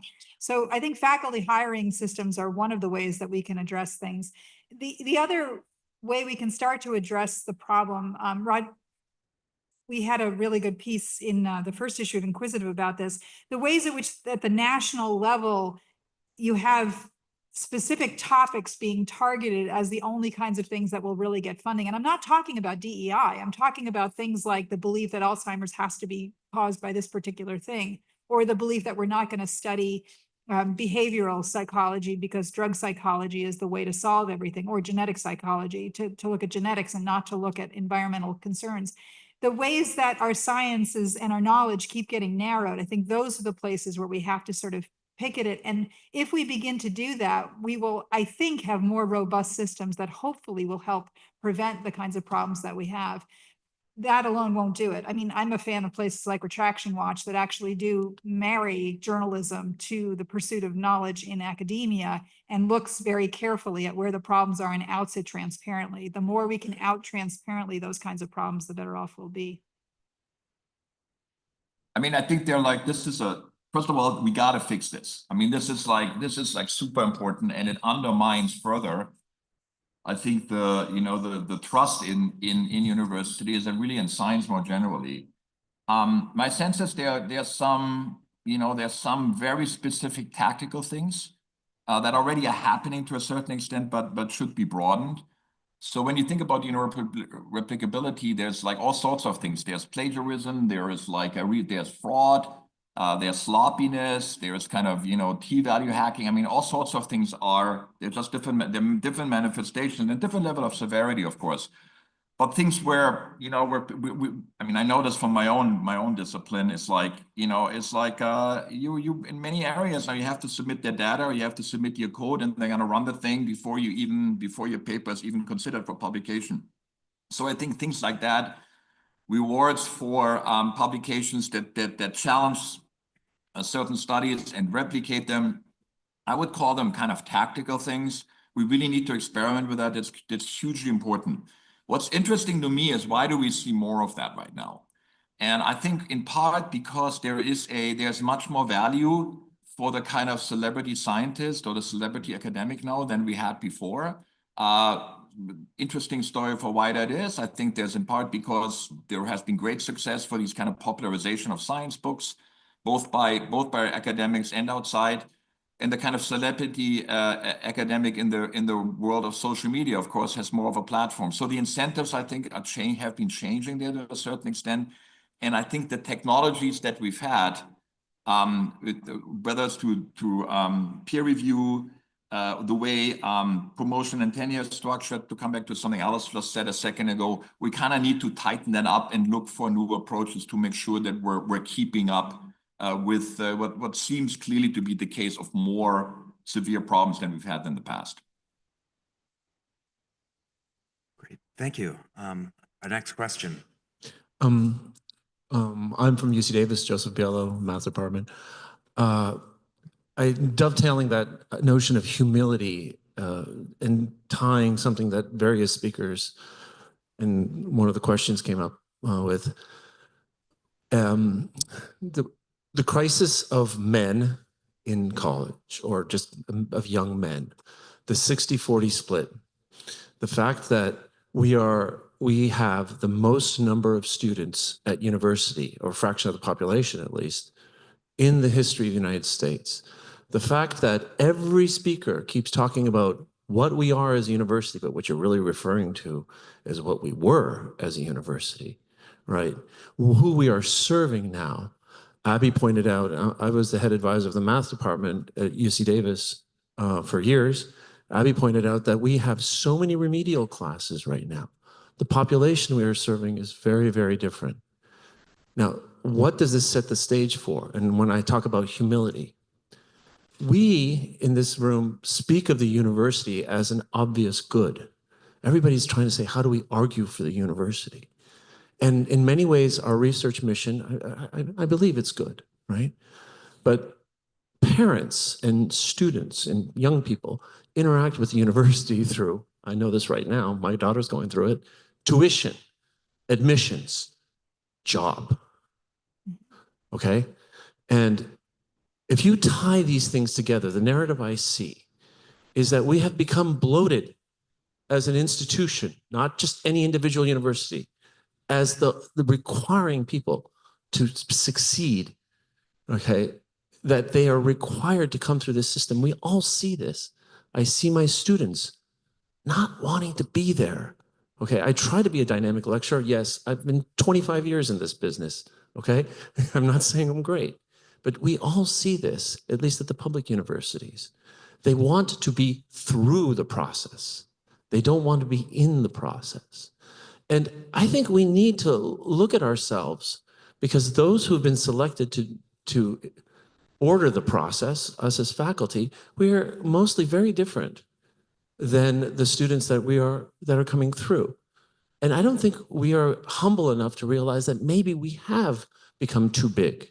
We, as all of the institutions together. And I wish maybe in the context of everything, Alice, you've talked about, and everybody else, can you say something about this? I'm sorry I polemicized, but I think there's a narrative that has to be woven together to understand this. So it's a great question with a complicated set of answers. On the question of too big, I think it's really a great question. I've gotten to know the CFO at Harvard, and so nothing's confidential, but she's shown me the finances.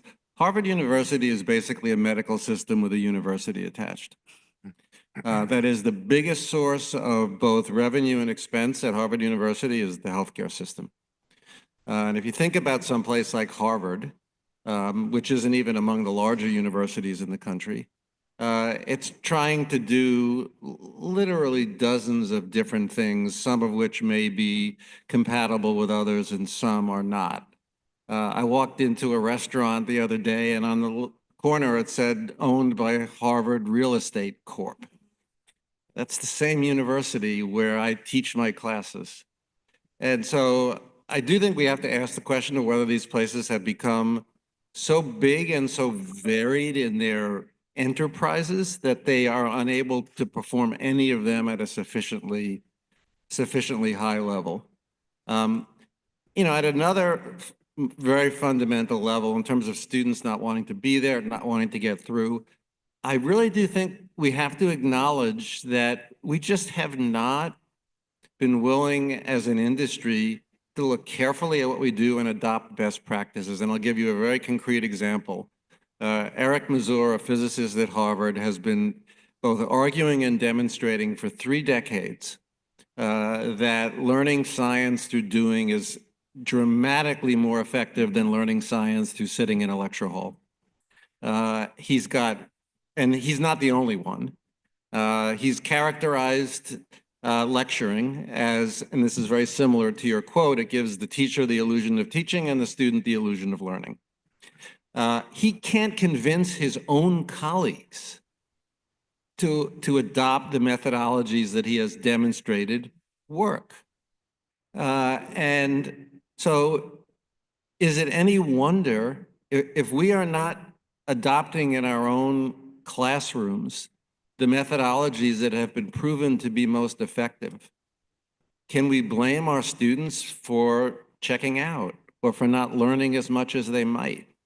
If we all talk in our mission statements about wanting to transform. Every mission statement has the word transform, transformative, transformational. What about ourselves? We can't talk about transforming our students unless we're willing to really think seriously about transforming ourselves. People who have adopted some of the things we know about teaching and learning don't have a problem keeping their students interested. And so, we have to take that seriously. And then to the last quick point, we have defined excellence in elite higher education on the basis of whom we exclude. And I think that's a real problem. I've been doing work for the last 5 years at a startup university in Rwanda, which defines excellence on the basis of how many it includes.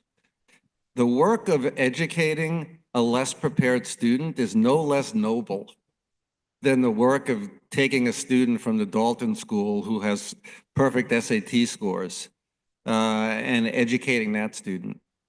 And the fact that a university like Stanford, which admits 3% of its students, still produces expensive admissions material, you talk about a waste of money. Why? So that you could go from 3% to 2%? So, I think we need to begin by being honest about ourselves. And humble about ourselves if we really want people to take us more seriously.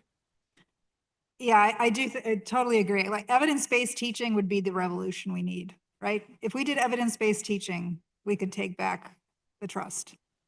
We really could. We would completely engage people, not just in our classrooms, but publicly. One of the things you said reminded me that when I was resigning my position at Northwestern because my dean censored some work that we had published, the university was busy becoming a real estate conglomerate, and it was taking over so much material, so much space in downtown Chicago and Streeterville that they were sort of having to push the various businesses that were occupying all the university spaces. And there were signs up that, I'm not kidding you, said "Shop and Dine Northwestern." And one of the things I said in my resignation letter was, I did not get a PhD in history and philosophy of science in order to shop and dine Northwestern. If we can, to the question that was asked, legitimize the gap year, I think we could get a long way also. If we did not expect everybody to be ready for college at the age of 18, that might help. I was actually a college dropout. I was very high in my graduating class, second in my graduating class, went to Georgetown University, was bored out of my mind because of terrible teaching, dropped out, became a mortgage broker for 5 years, ended up going to a community college to finish my degree. And it was so much better because the faculty there were actually there to teach. And it totally changed my life. And I became an academic because of those people.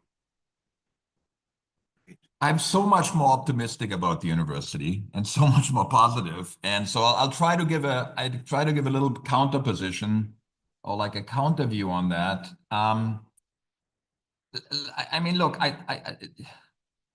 a lot of the things that you point out, I think they're right, but I don't think they're as fundamental. So, so the fact that let's take the problem. I'll give you two examples of that. One, let's take a problem of access. And if we take by the way, all of this stuff is the best work on this is by Roger Chetty at Harvard, who's been studying this for a long time. And there's a lot of focus on specific aspects of it. But here's one thing that he shows.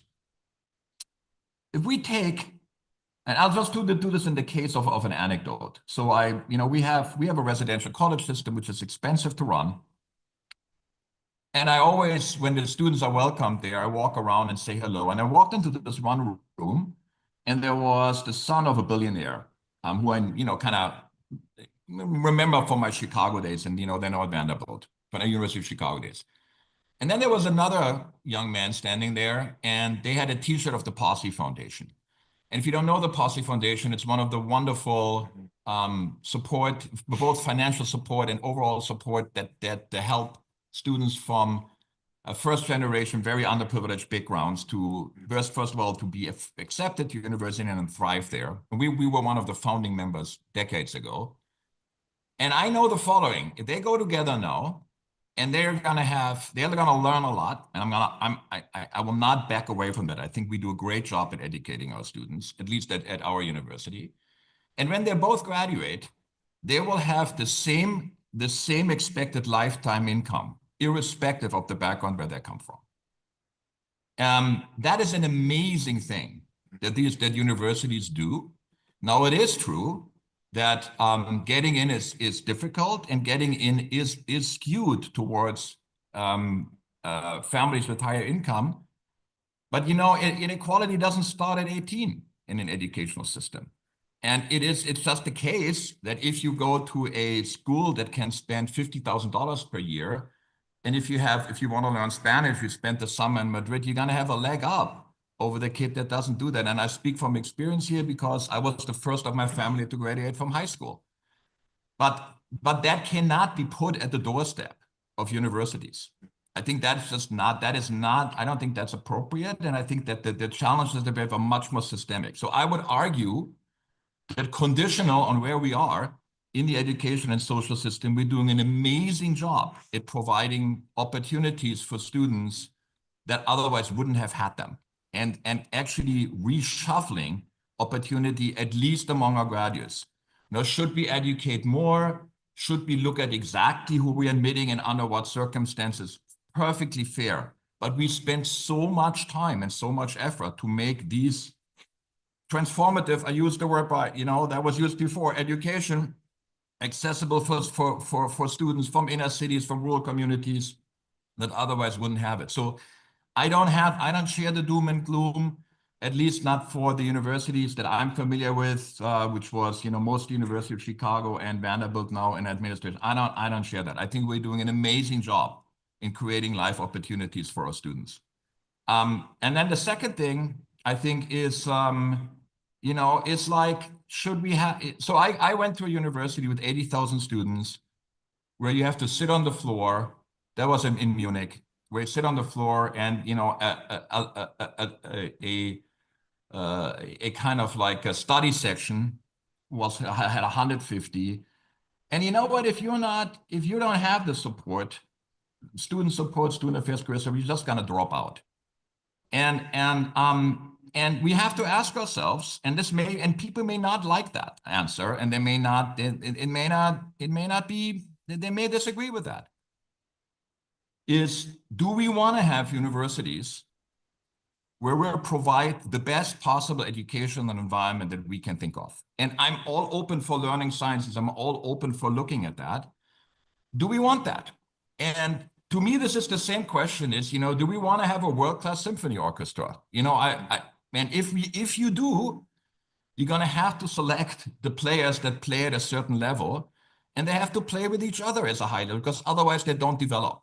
That is true in music, that's true in athletics, and that's true in academics as well. You cannot have somebody who is, since we had a math professor there before, who is operating at a very high level in mathematics or physics or something, if they're not surrounded with students of similar ability. We know that is everybody knows it from their day-to-day life. And the question is, do we want universities that do that or not? And if we do, then we need to be focused on their mission. We need to be willing to reinvent and question our practices. Could not agree more. But the fundamental question is, do you want that or not?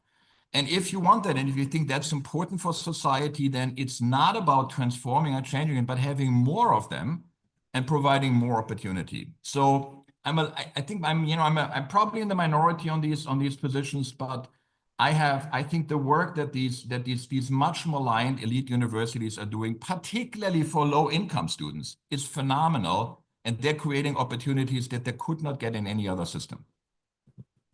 Great. I think we have time for one more question. Yes, and apologies, but I'm going to take the priority of asking the last question. It's a question for you, Chancellor. We have a very large and growing group of managers and professionals on the UC Berkeley campus, and I think this is probably true at other UCs as well. This is an issue that Professor Brent brought up at the beginning. And on one hand, having a lot of staff makes sense to me because we're a service institution and we need a lot of staff to support our work. On the other hand, a theme we've seen emerge over and over today is a feeling that the senior managers are perpetuating some of the pathologies we're worried about. And I wanted to ask you as a chancellor, how could we better supervise this category of employee? As someone involved in the Senate, my job is to look at academic governance. And unfortunately, these people are outside the scope of academic governance, but they seem to be constantly threatening our academic governance. Yeah, I think this is a very valid concern. I think it's sometimes called kind of the secret curriculum. This is the type of thing that's happening outside of the classroom. Look, the role of the faculty and the educational point of view of the university has to be absolutely central, and everything else needs to support that. And if we're not doing that, we're not doing our job. And that a lot of that requires us to be, I think, clear and explicit about what our point of view are on the specific educational values, and then really make sure that they are uniformly applied across the university, including at the staff function. Like student life probably is the most problematic along those lines. That must be true, and you can't tolerate that. It's just that simple. I mean, if these things kind of go rogue, they have to be aligned with our educational mission. Now, there are a couple of complicating factors that one just needs to keep in mind. They're not an excuse, because I think the concern is valid. But the regulations for universities, if you just look at the number of pages over the last 10 years, have increased by about 200%, a little under 200%. That's anything from lab safety to questions about transparency of research funding. There's a huge amount of that, of course, in mental health, Title IX, and. So 10 years ago, my predecessor, Nick Zappos, did a study together with President Kerman from Maryland, where the very detailed study, National Academy of Sciences had a follow-up on that, where we estimate that 11% of our expenses are spent on compliance with the regulatory environment. So I think that's we got to look at that. And, every new government that comes in adds another requirement on that. It's not optimal. There's no doubt about that. It's overly complicated, overly bureaucratic. So I think that's the bottom line is we get that fixed. And then we need to have, it's really the role of leadership in universities to make sure that their resources are allocated appropriately. And we don't have this runaway kind of bureaucracy that is basically pursuing their own mission. That's not easy. There's no kind of silver bullet on that. That's kind of like, it's like you have to do it regularly. The boat takes on water every year, but it's absolutely essential that the educational mission is driven by the faculty, and that is what is fundamental to the educational experience of the students, not what's happening in support functions. Great. Thank you. This panel, I'm afraid, is at time. Our penultimate task is to thank our three panelists for a terrific discussion. Well, thank you very much. It was wonderful to be part of it. I'm sorry I couldn't be there in person. But I love the question and I love the exchange. Thank you. And our final task is to introduce Abigail Thompson, who will be providing some concluding remarks for this morning's conference.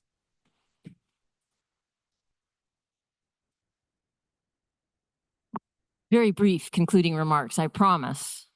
It's been a great conversation. I'd like to mention one topic that's been touched on glancingly throughout the morning, and that's the mission of the university. And I think one reason that it's been so glancing is because my guess is that most people in this room agree about what the mission of the university is. That is, it's the pursuit of truth and the dissemination of those truths that we find to our students. But I don't think that agreement is universal among university faculty and certainly university administrators. I believe that a substantial portion of the faculty and probably even a larger portion of the administrators believe that the mission of the university is social justice and the pursuit of social justice and turning students into activists for the pursuit of social justice. And we really need to reaffirm and make sure that everyone is on the same page with respect to what that mission is, because it's very different. We have a department on campus that says to major in this field is to major in social justice. We don't seem to have any mechanism for fixing ideologically captured segments of our university. We need to reestablish this, the core mission. This is the second conference on the contentious topic of the future of the university that I've been to in the last year. And sadly, it's the second conference on the future of the university that I've been to in the last 10 years, because it hasn't been talked about. And having the kind of free-willing discussion where people disagree a lot is very refreshing, and I really appreciate it. I'm grateful for that. A small group subgroup of this meeting will be meeting this afternoon to try to synthesize and to write down some of the things that we've been hearing about this morning. And finally, I just think we should give another thank you. First of all, thanks to all of the participants. Another thank you to the panelists and especially to the organizers, particularly for Smritri. So thanks and enjoy your lunch.